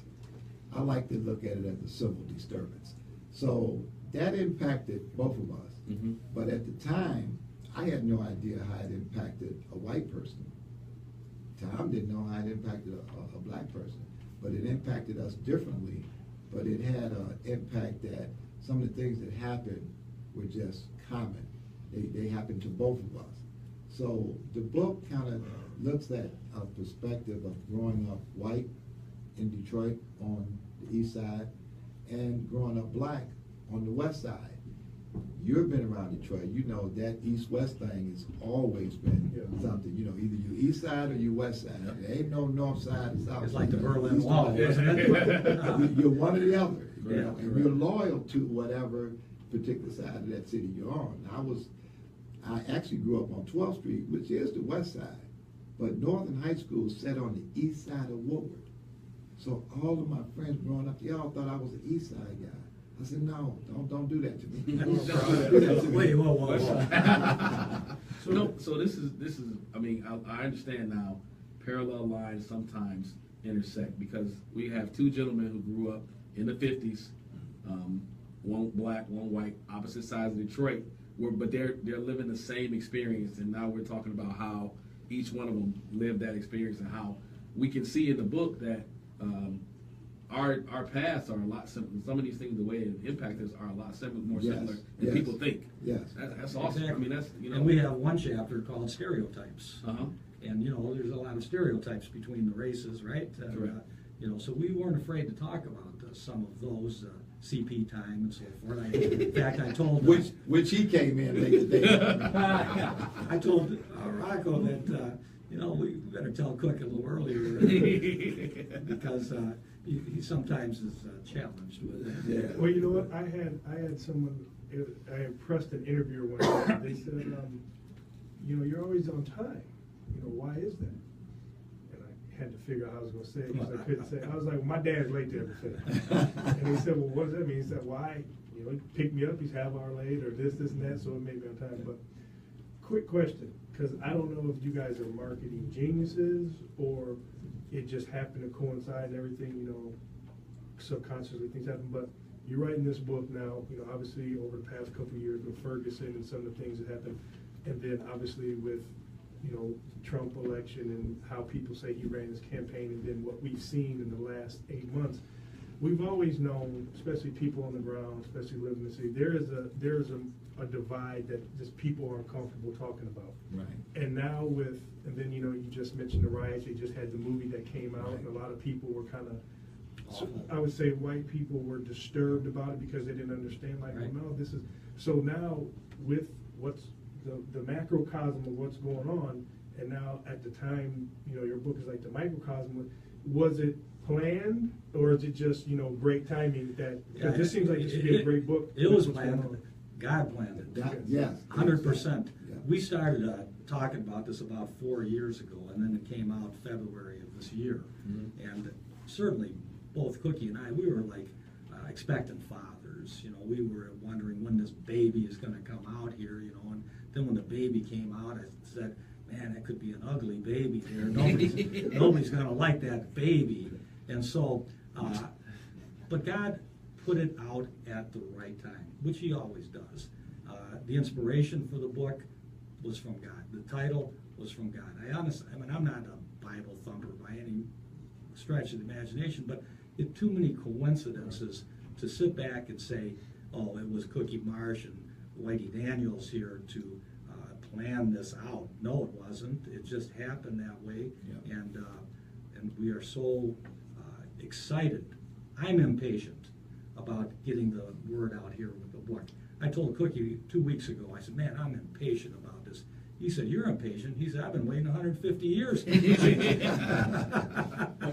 this is, really, and Rocco said it first, but with the climate that we're in right now, it is refreshing, that we have two older gentlemen who can sit back, because honestly, the older gentlemen of the world is what we look at when we say, man, this is why we are in the situation we're at right now, because this is how it got here and it got it this way. But you guys come together and you write this book and say, no, look at our lives, look how we before we met each other, there were so many similarities in our life, and a lot of times people have situations and circumstances that happen, and especially when it comes to race, where you think that something is so specific to your race or your east or your west side, and then you meet a guy who's not the same race as you, who grew up in a different neighborhood, and he experienced a lot of the same stuff, because you guys were looking through two different lenses, but you were looking at the same picture. You couldn't have summed that up any better. Yeah. Who was your English teacher? Right, I think you mentioned about the movie Detroit, and Tommy and I, we talked about that a lot. I've seen it, and I told Tommy, I said, it depends on who you are and where you were at when that movie was made, in the 67, okay? So you have people that go into that theater and they watch that movie. Like, a lot of white people very angry about it. A lot of people think that blacks should be very angry about it. But see, for me, because I grew up in it, I knew that's the way it was and that thing was happening. That's the way things happen. So it wasn't a fresh movie. Yeah, it wasn't a fresh movie. No, so a lot of people saw that and didn't even know. For me, it was just, I got a lot of answers from the movie that I didn't know about because I was a kid when it happened. But I think Catherine Bigelow did a great job in bringing that back together, putting her facts together, and presenting that movie. Now, the movie was actually about the Algiers motel incident. It wasn't really about the civil disturbance. That Algiers incident was just part of the '67 disturbance. So people will go see the movie. It'll be interesting to see what their reaction to the movie is when they come out of that theater, because I can almost assure you you're going to have so many different reactions to it. No, I think you guys said this, but in the book you do talk about your experiences during, because you were on the east side back during the riots and you were on the west Right, side. yeah. So you kind of talk about how that impacted your life. And also, you got to remember back then. I mean, I was a young man. I was at that time. I think I was about 18 or 19 years old. I just wanted to party and see where the girls might be or something like that. And I remember we escaped the curfew and we drove just as the curfew was going. We drove to East Lansing to have a party there. So. Yes, it was certainly a problem and very bad, but again, we were young men, and we saw it, like you said, from the lens of a young man. Yeah. For me, it was something that I'll never forget, because if you can imagine seeing an Army tank come down your street, you're sitting on your front porch and you see this Army tank. That's something that it will always be imprinted in my mind, because I always saw Army tanks on TV, movies and things. I like couldn't that. imagine seeing an Army tank. No. But I got to tell you, guys, this one story about my grandmother, and it's in the book. My grandmother relocated with us when my grandfather passed away. She came up here from Mississippi, and she had never ever used a telephone before. So the day of the riots, we had gone out to Wall Lake. My father had the annual picnic at Wall Lake for where he worked at in the plants, in the auto plant. My grandmother somehow got, from wherever she got it from, she picked up that phone. She was able to get a hold to Wall Lake Amusement Park, get a hold of my parents, and this is what she said. She said, "You all have to come home right now." She said, because the world is coming to an end. So can you imagine what it must have looked like to her, for her to even have that kind of description of what was going on? That's the way it looked to her. She said the world was coming to the end. So when I think about the riots and those tanks and the fires, that was a scary time, very scary. It's funny you talk about perspective, world coming to an end. I remember where I was at when the power went out in Detroit, and this was after 9/11. Right. I was working construction, and we were like in the middle of nowhere, and all I remember hearing on the radio was the power went out. We thought the world was coming to an end. Right. And there wasn't even a tank. Yeah, there wasn't even a tank. You just figured that somebody took the power out. You don't know what was next. Yeah. So I can't imagine, a tank coming down the street. I grew up on the west side, right behind UND Mercy, Okay. Greenview. I couldn't imagine a tank coming down Greenview. And my father talks about the riots all the time. Okay. He was here, and all I know about the riots is what you hear, because obviously we weren't born in. Mr. Dance, excuse me, Whitey. Do you I wasn't going to respond to Mr. Dan. I was going like, what? Did you guys you co-wrote it? Yes. And you're the editor? Yes. And do you guys have publishing anywhere? Yes. Self-published or? Well, it was self-published, Tom Joe Media. Okay. And it's on, we have a wonderful website, blackandwhitelikeyoundme.com. All right. And we have pictures on there. We have blogs every week. I write a blog every week. Very controversial, usually. I think you'd enjoy them and All right. to think about. Yeah. And we're going to post this interview on our website, too, for people Right. to see. I let them know on my Facebook today as well. So there'll be that exposure, yes. Great. And we're definitely going to get the website on our Facebook page and on our podcast. Great. And Great. we want to get all the information out, because I see you guys wearing the shirts. Yeah. You're going to get one. Oh, I got one for you. I was hoping. I was, While you're grabbing that, because we got a few minutes, let's get, because I'm still, so Cookie, where'd you get the nickname Cookie from? Actually, I had a great aunt who, I have one other brother and two sisters. And I'm the baby in my family. So she would babysit for me. And she baked these cookies. And I loved them. So whenever I saw her, I was at her house, I was always looking and asking for cookies. So she started calling me her little Cookie. And the name kind of stuck in my family. Everybody called me Cookie instead of Thomas. Then, when I got to high school, the news media caught on to it, especially at UAD, when they found out my nickname was Cookie. So they would always print Tom Cookie Marsh.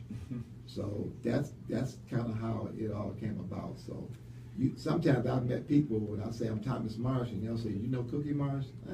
How did he look? You know what I'm saying? Stuff like that. Well, now we got to get to this one. But you know, by the way, Cookie's way better because if you watch college football, you got Booger McFarland, and Cookie sounds a lot better walking the room than Booger. Yeah. And then you know we had a football player, I don't know if you guys remember his name, was Cookie Gilchrist. Oh, yes. Yeah. Rocco, yeah, one more question for you, Turk, and Tom Whitey Daniels. I'm wondering, when I came home with the many detention slips that I had in high school that had to have my parents sign it, do you think back then if you went by Whitey, I could go to my parents and be like, wow, Whitey gave me another detention? I'm going to say no. No? I recall your father was a little bit strict. Yeah. I don't That think probably he wouldn't would. work. He would have some gone for that. conversations about that before Yeah. the show started. Yeah, it wouldn't have worked. So the nickname. Well, Yeah. during my days in the KKK,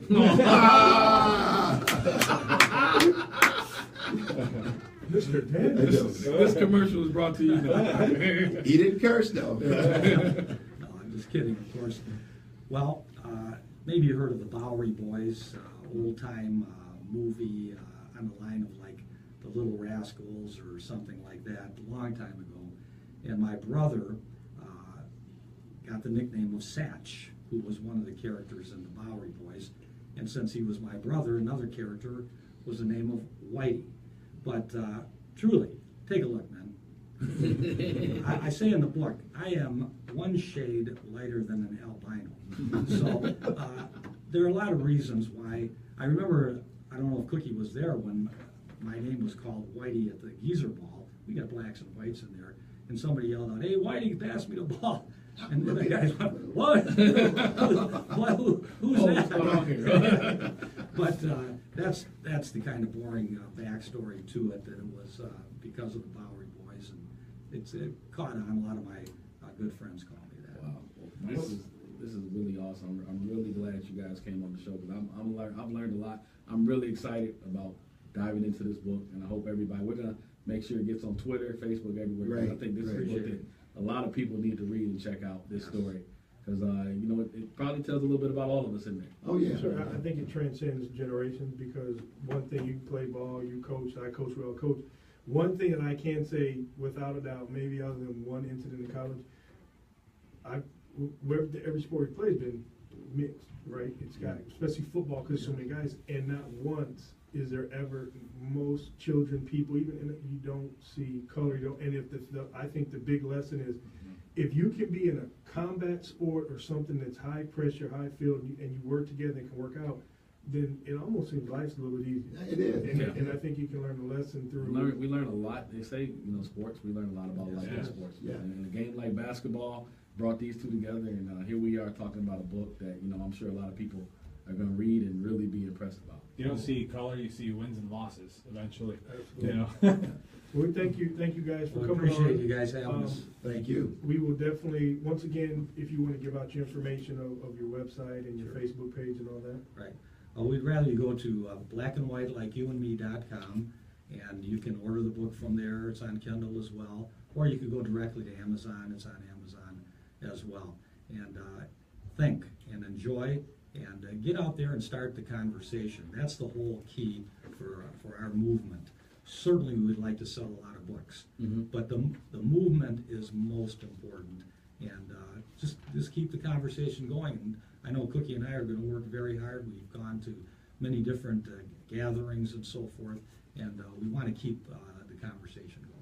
All right, well, again, Also, the book is available at Source Bookstore, Wayne State, Okay. and at Pure Detroit over in the Fisher Building. Oh, okay, So you can okay. get up there too. And we need to make sure that we put all that information out where you can get the book, website, and a hard copy at some of the stores. And we definitely want to make sure we follow because I'm really looking forward to reading this book and checking it out. We could sell Appreciate it. it. We could sell it here at the Echo Network as well. Now, if I get the book from me and my son, can you promise that he won't get any detentions when he gets to write? Nope. Okay, can't do that. I don't have that control. He might get more detention. He might. Well, thank you again, Mr. Thomas Cookie Marsh and Mr. Tom Whitey Daniels. And the book is, again, black and white, like you and me. Please check it out. Go pick it up. I think it's a great read. I'm gonna definitely dive into it, and also, because there's some things in there I can learn as well, because you can always learn from the past so you don't make the same mistakes in the future. Amen. Thank you guys very much. Thanks, guys. Oh, that's great. Here, this book's for you guys. Appreciate it. Thank you. I gotta get back to you. I'm definitely gonna start reading this. Appreciate it. We'll have a test next You week. enjoy it. Oh yeah, my father. I know he's listening. Okay. He's about 69, so Yeah, this is he's already. back with us, yeah. All right, He's living through all of this right here. All right, everyone. We have our high school game day results are talking about now.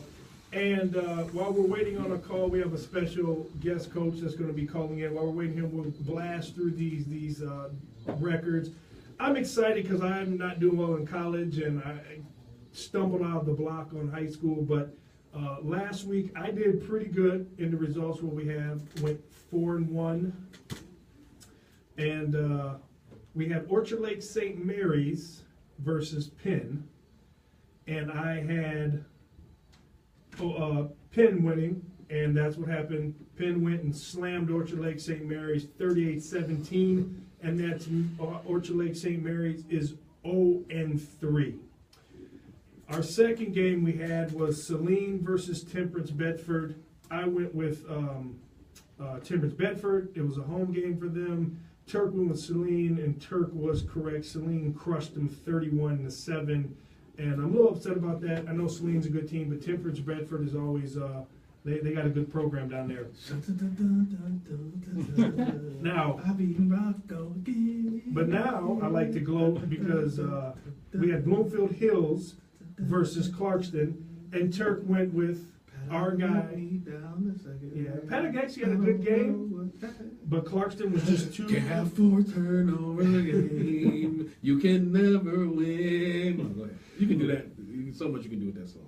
So Clarkston beat them 34-20, and that was a tough game. Bloomfield Hills is a good team. I expect to see them making a run at the end, but Clarkston's just they got a lot of weapons on power. The other game, which was a shocker, we called it right. It was Detroit Catholic Central versus UD. Obviously, Turk's seen him in person. I've seen UD in person. We talked to them. We thought that they got some good players, but the way that their quarterback situation was, we figured this was going to be a blowout and rock 'em, sock 'em. And it ended up being Catholic Central won 21-18, which was closer than the experts would say. And I don't know if that's really UD playing well or Catholic Central struggling. They lost last week, and they lost the week before that, and they look like they struggled against UD. And the last game we had was Brother Rice versus Elkhart. I actually picked them. We picked Brother Rice to win. We figured it would be a blowout and a runaway, and it was actually a pretty close game. They ended up winning 21. It's 4-3-2 wins out this week at least. So week 4 predictions. Got a couple games here. I'm gonna let my man answer before I give my predictions. So the first game we have Detroit Catholic Central heading down to play Cleveland St. Ignatius. I got St. Ignatius looking for blood in what could be an ugly game for Catholic Central. I believe so. I'm with you on that. Catholic Central is having a hard time. It's one of those things that you don't.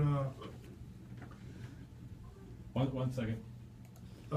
Catholic Central is they're having some problems moving the ball, putting up points. And Ignatius is a well-oiled machine. And I saw their film last year, and they got a lot of the same team coming back. But let's step in and talk with what we have right now. He had called in a little late. We got it going, but we have Coach Jeff Duvendeck, who is now the head coach of the Lawrence Tech University football team. If a lot of people don't know, Lawrence Tech will be taking the field in the fall, and so we'll give you a little talk about Coach. Coach, has been coaching 16 years in college. He started off in 2001 as a graduate assistant at Tiffin. In 2002, he moved on as a graduate assistant with Grand Valley. 2003 to 2005, he was the O-line coach and recruiting coordinator for Michigan Tech. And then from 2006 to 2009, he was the offensive coordinator and O-line coach at Northern Michigan University. And then in 2010, he swung to Michigan State, where he's an offensive GA, was part of that Big Ten championship team. And then in 2011, 2016, he was the head coach and offensive coordinator of Culver Stockton College. And now he is the head coach of Lawrence Tech University. Coach, what's going on? How you doing? I'm doing great. How you doing? I'm hanging in there. As soon as I got your hands full. Welcome to the show, Coach. Welcome to the show. I know we had some technical difficulties, but finally got you on. So this is Justin Turk, and you know Rocco Foggio. So glad to have you here. In case you, one more thing, I know just to start off. Well, I'm really excited. I got my master's degree at Lawrence Tech, and if you guys would have had a football team, you know, I don't know. Let me check my eligibility. Maybe I got a couple. You know, I got a couple practices left in me. I can suit up if you need me. I would love it. All right. So, Coach, I kind of gave a quick bio, but go ahead and run me through basically when, because I do know you are a native of Michigan, and you also played for those Chippewas. So let everybody know kind of your history up until where you're at right now. Yeah, I grew up in Washington, Michigan. Then went on to play ball, got my degree. Central Michigan University, like you said, kind of bounced around coaching from there. Went to Tiffin University, then went to Grand Valley, won their first national championship there with Brian Kelly. Went to Michigan Tech, won the conference championship, made their first ever playoff appearance up there. And then spent another 4 years in the UP. I guess I didn't have enough of it. At Northern Michigan as an offensive coordinator, and then had the privilege to work with Coach Antonio and his staff at Michigan State, be a part of that Big Ten championship team, and then 6 years out in Missouri, and just excited to get back home, and had the opportunity to start a program at a great school where obviously very intelligent people go to get their masters and bachelors and all that stuff. So, I like that plug. That's a good plug. A good plug. So Coach, I know for those that don't know, you're at Lawrence Tech University, right on Tim Allen Evergreen. You guys just got a brand new stadium. I think it's only a year old, and the people in the Southfield Metro Detroit area got a new team in the area. And I'm starting to see, you know, with D-Zone and on Twitter about guys getting scholarship offers, getting offers from Lawrence Tech. Tell us a little bit about the Lawrence Tech program. What type of system that you guys have over there, and what your expectation is moving forward? Because you guys are new to the program, so everybody wants to know what's going on at Lawrence Tech. What are they doing? yeah, it's, you know, growing up in Flushing was about an hour from Southfield. I had no idea Lawrence Tech existed. Moving to Southfield, there's a lot of people that are excited about it, but I still think there's quite a few people that aren't familiar with it. We had Southfield A&T's team out for 3 days to practice on our campus and near sports as well. And you know, several of those guys were like, man, Coach, I didn't know this was here. You know, so I think the excitement, the buzz is starting to build, and you know, we're just trying to get the name out there, and that's why I appreciate you guys having us on, helping us spread that word. But I think it gives a lot of kids in the Metro Detroit area a chance to continue playing football after high school and get a great degree. And you know, I anticipate us being competing for national championships. Being in NAI for the past 6 years, I've kind of seen what it takes to do so. And we're going to be joining the toughest league in the NAI in the Mid-States. 6 out of the last 7 national champions come from there. So if we can get out of our league on top, we have a shot to win it all. What I liked, I met you a couple months ago, Coach, and you know, I've met some guys that have coached on the NIA level in Division III, and the one thing that I didn't like was that, you know, they were kind of just blah, just passive. And when I talk to you, I'm like, this guy's full of fire, and he's got a lot of great ideas, and we really, you know, we were kind of doing a little business meeting, but me and you got to be talking a lot about football, and I was like, this is my kind of guy. He's up there. So, and obviously from your bio, you've had some very, very explosive offenses, put a lot of numbers up. what kind of, for the high school guys that are listening and interested, and obviously, you know, me and Turk have always talked, one thing that some of these high school coaches aren't doing, they're not focusing on what the colleges are running and the schools that are running good offensive programs, defensive programs. What kind of offensive scheme and system are you running up there at Lawrence Tech? We're going to be a multiple pro offense. You know, basically, a lot of our offense will be very similar to that of Michigan State. That's kind of what I've been running since, you know, I ran that in college under Tom Curley as an offensive coordinator. And then, other than my time with Brian Kelly, pretty much been a multiple pro style offense. So, we're looking for explosive players, guys that are disciplined, want to be a part of the system, but guys that are ready to make plays and take advantage of the time that their numbers call. And with that, I don't make sure I got my numbers right. It says you've coached over what was it, 10 or 12 NFL guys? Or I'm sorry, you coached 29. No, I'm sorry, you coached 8 guys that moved on to the NFL. Is that correct? Yeah. Probably, I guess I probably update that number because quite a few of my guys that I worked with as a freshman at Michigan State went on to go in the NFL and start that corner. Wow. Dolphins was playing receiver for us at Michigan State. Keith Humphrey just got released from the Texans, but was in there a couple of years. Deion Sims, I think, is still with the Dolphins. You know, there's quite a few other guys that have gone on. So basically, what you're saying is your system works.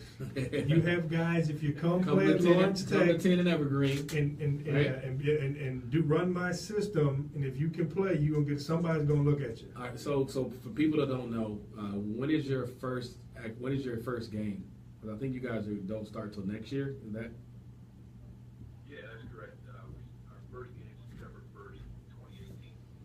And in fact, along the NFL's and playing at the next level, we had a good friend of mine on campus yesterday, today, and tomorrow. He's flying out on Saturday, but he's with the CFL currently. He spent 12 years with the NFL as a scout. So already starting to get looks good if you play the game yet. That's good. That's good. So you got the largest game plan window of any coach that we've seen in the last couple of years, because you got whoever that first opponent is. I mean, you watch thousands of hours of tape on him because you guys are planning for next year. So it's like. So let me ask you, because this is all starting a new program. Basically, your program is going to be built all out of first year recruits coming next year, or are you got recruits already in the program working towards next year? How does that exactly work? Yeah, we got 43 kids on campus right now we're practicing basically like year-round spring ball, 3 practices a week, and then getting a lot of time in the weight room, just spending a lot of time around each other. The guy that is with the CFL that's on campus, walked into our team meeting yesterday. He's like, man, I can't believe these kids have only been together a month. He's like, they gel so well. They are very respectful, disciplined, locked in the team meeting. They act way more mature than freshmen. So we're excited about the kids we have and looking forward to having more kids do that. I think that you're one thing, and obviously you're from the area, but what I think a lot of people, maybe not even Lawrence Tech, realize, to me, you're in the epicenter because you're kind of in the middle. Birmingham's right there. You got Detroit, you got Southfield, you got Farmington. You're in the epicenter of where most of the really good football players are in the state. A lot of good programs in that area. And you're easily accessible. Freeways right there. I think that you guys will have a lot of success. And guys, they like to stay home. And on top of that, I think, and I don't want to get into too much detail about the scholarship offers and what guys can get as far as scholarship, but I went to Lawrence Tech and got my master's, and I'm in civil engineering now, and in my industry, there's a load of individuals that went to Lawrence Tech. It's a huge market. So a kid that gets a chance to play football and get an engineering degree at Lawrence Tech, which a lot of people will tell you for civil, it's probably the best school. That and Michigan State are the best schools in the state. So definitely a chance to get a great education and play football right there, where your family and friends can still come see you play, and you get a chance to get a a knockout education and, you know, obviously grad school. So definitely the best of both worlds for a lot of kids. Here's my thing. We've been nice with all this offensive talk, but you got defensive players in the room. What kind of defense are you guys looking at running up there? We're going to be a 4-3 cover 4 defense. Again, going back to Michigan State principles, but actually a lot of it comes from my D coordinator. Worked under Ron English and Phil Snow at Eastern Michigan, and learned a lot from them. Then we spent time with Pitt this spring with Pat Narcisi and those guys. So there's going to be a little bit of mix of Michigan State, Pitt, and obviously Michigan State is Pitt, but and then English and Snow. So if you Hopefully, we'll be as strong. We'll play fast, play hard, and try to get after it. So if you're Mentioned right around the corner from Rock's alma mater there, Brother Rice. So. yes, And Turk, mine. I went to Brother Rice as well. We played together for 1 year. Yeah. So so if you're an athletic safety, all right, if you're an athletic safety or you're a will linebacker that can fly, then Lawrence Tech needs to be on your radar because the staples of that 4-3 cover 4 that Michigan State likes to run. They always have safeties with range, and they got linebackers that can go sideline to sideline. So I got a good idea what you guys are going to be doing on there. Looking forward to come checking out a game at the alma mater. Maybe we get some marketing on the side of the football field or something like that. We had to talk about. I know you guys got marketing. we'll do a live broadcast from the game. Hey, I know maybe it's in the future. I don't know. I like to also say that I tell kids that, you know, a lot of kids are, you know, kind of flash and trash, and like even like Oregon stopped, you know, when the new Taggart here, he started, you know, we're not going to do all the uniform stuff, we're not doing this. What I like about you and the conversation we had, you are like a football purist, and you obviously you've learned from a lot of really good coaches, and you're taking systems that have been proven to be effective, and then obviously putting your spin on it and your mentality and what you do. So for high school guys, listen, sometimes you need to go to a place where you're going to be coached well, because there's talent all over the place. But if you get places, there's a lot of schools out there that have talented players, but they're not coached well. I just sitting down, I'm almost confident. I don't know everybody in your coaching staff, but it seems I have a really good grasp of who you are. I think if you go to this school, you get opportunity that you're lucky enough for them to offer you, that you're going to be with a good coach, a good staff, and you're going to be playing a scheme that and I tell guys, it doesn't matter now. There's so much stuff going on. If you're NAIA, D3, D1, D2, you can still make it to the NFL if that's your goal. If you're it's good, just they if will you're find good you. and you're coached well. If you're good, they will find you. And I know the Almas and the Hope colleges and you know the Northern Michigans and those guys got some competition in the state for some of those players that are going a little farther away when they can get a better education and stay close to home, even closer, and have their family come see them. So I'm really looking forward to that new facility and seeing the LTU team out there next year. So one last question for you, Coach. If a kid that's listening tonight, and obviously we're going to be pumping this over all of our social media, and obviously our podcast gets a lot of replays. If someone wants to get a hold of you to get recruited or get you film, or how's a kid that's interested in LTU or you guys take a look at how they get a hold of you guys? They can go out to LTU Athletics website, LTUathletics.com. They can click on the football link and then click on the recruit me link, or they can email LTUfootball@ltu.edu and get a hold of our coaching staff. All right, so if you guys are listening out here, he gave that information. You can always rewind it and listen to it again. Definitely get your information over to him. I think it's a great opportunity. You're home. I think that they're going to be a big program. I think they're going to do some things. What on your schedule next year, what's your biggest game, would you say? We're playing Indiana Wesley. They're on the same timeline we are. They're starting on football this year. They got some kids on campus practicing, and they're starting next year. And then they're going to be in our league. So I would probably target that as a big game, trying to establish who's going to be the newcomer, the best newcomer to the league. Just to give you some insight, we were playing. I still coach at Brother Rice, and we played in Indiana, Elkhart, Friday. And when I walked off the field, I saw 4 Indiana Wesleyan coaches checking out the team. Wow. So they've already got their eyes on some Brother Rice kids. So you may have some competition here for the local for the local kid, Indiana Wesleyan and LTU. And don't you, and real quick before we let you go, don't you guys have, I think I saw on your schedule, you have a game at Spartan Stadium? Actually, Michigan State's club team is coming to us. Oh, okay. Okay, that's what happened. Well, When is that game? I'm gonna have to come check that out. We'll Yeah, that'll be them and Oakland's our opening game. National championship. So, you're right, I got my hands full. Yeah. I know all about it. I got one that's 3 and one that's 2, so I know all about multitasking. So we definitely appreciate you coming on the show. We're gonna definitely get this podcast out, and we'll put all the LTU contact information because we want to make sure that as a graduate of LTU, that the school is successful in all their endeavors. And as Rocco is a honorary graduate of LTU, so we'll make sure that he does the same. Yeah, we're still working on him. all right, thanks, Coach. Appreciate your time. All right, thank you guys, appreciate it. All right, thanks. Take care. Have a good one. All right, thank you very much. All right, guys, we got to get out of here. But before we get out of here, I just want to let you know that today's show was brought to you and sponsored by Blaze Contracting.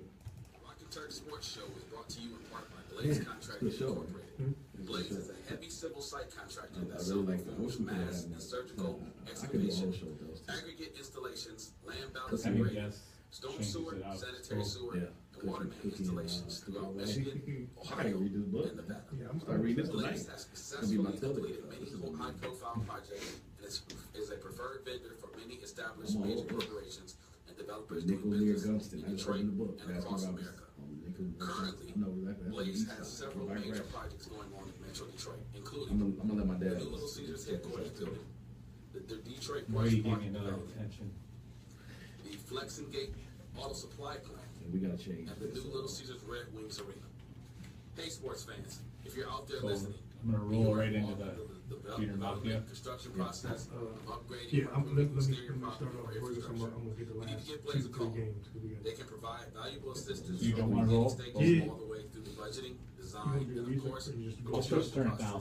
phases of your project. Huh? You experience the administrative needs provided by Blaze that will ensure you your want- don't project play is music. completed Until on I- time until he and within finishes. budget. Allow Blaze to write the I fire need for the you and music when pave I'm your done. road to success. We got very Give them a call today. Call 313-361-1000 Relate. or visit their website at www.blazecontracting.com. All right, before we get out of here, just want to finish up. We had, like I said, our week 4 predictions because I got to get these out so I can make sure I beat Turk. But we had Detroit CC versus Ignatius. We both took Ignatius. We got Orchard Lake St. Mary's, who's 0-3, and it's kind of a must-win game versus UAD. I got UAD. I think that close game with CC might help them get over hump. I got St. Mary's. I don't see them going on for it. Here's the big game. We got Clarkston versus West Bloomfield. I told you this was coming. I think this is going to be the nail in the coffin, or it's going to really push them against the back because they already got 2 losses. I think Clarkston goes in there and rolls I West think Bloomfield. West Bloomfield is over their scares. They opened it up last week a little bit. I think they win this game. Okay. Traverse City Central, we usually don't get over this side of the state, but they're a pretty good team, and they've been rolling versus Portage Central. This game last year was close, but I'm still going to go with Traverse City Central. Traverse City Central is a powerhouse. I'm not betting against them with a team out of Portage. Kalamazoo teams don't play well. And then also, I understand what you got to do this one. We have Brother Rice versus De La Salle. Brother Rice struggled a little bit last week, even though they got the win. I actually just saw some film on De La Salle. They're a lot better than they were last year. I feel they got a pretty decent line. They have a decent quarterback. So I'm going to say last year was a close one. I think De La Salle gets them by a touchdown. And I got the Warriors. Let's go. Let's go. All right, well, that's our week 4 predictions. I will make sure that we find out, and I will, with this week, I'm in the lead for high school, so hopefully I retain that lead next week.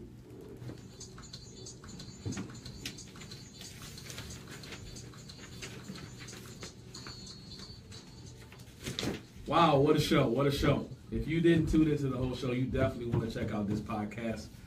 Thanks again to our special guests.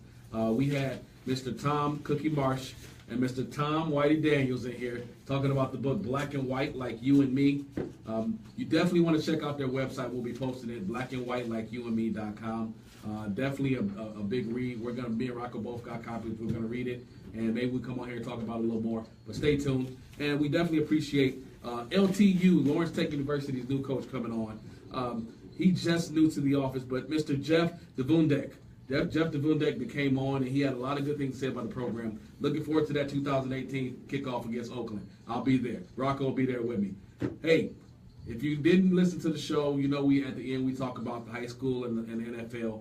This week we got Thursday Night Football. Houston and Cincinnati kicks off week 2. A lot of big games. Lions Monday Night Football. We're going to be talking about who's the contenders and the pretenders in the NFL next week.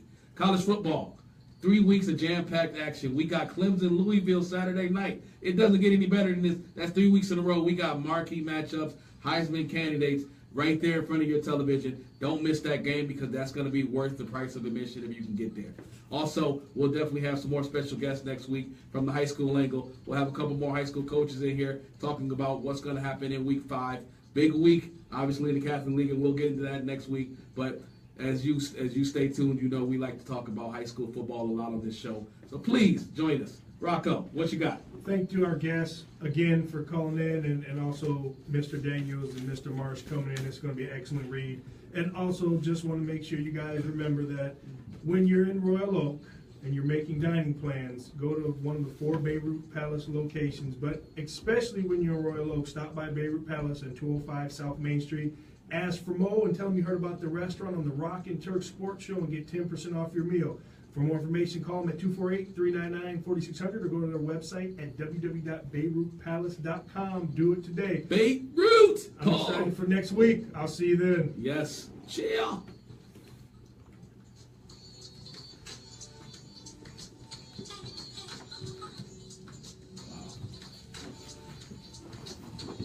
Wow.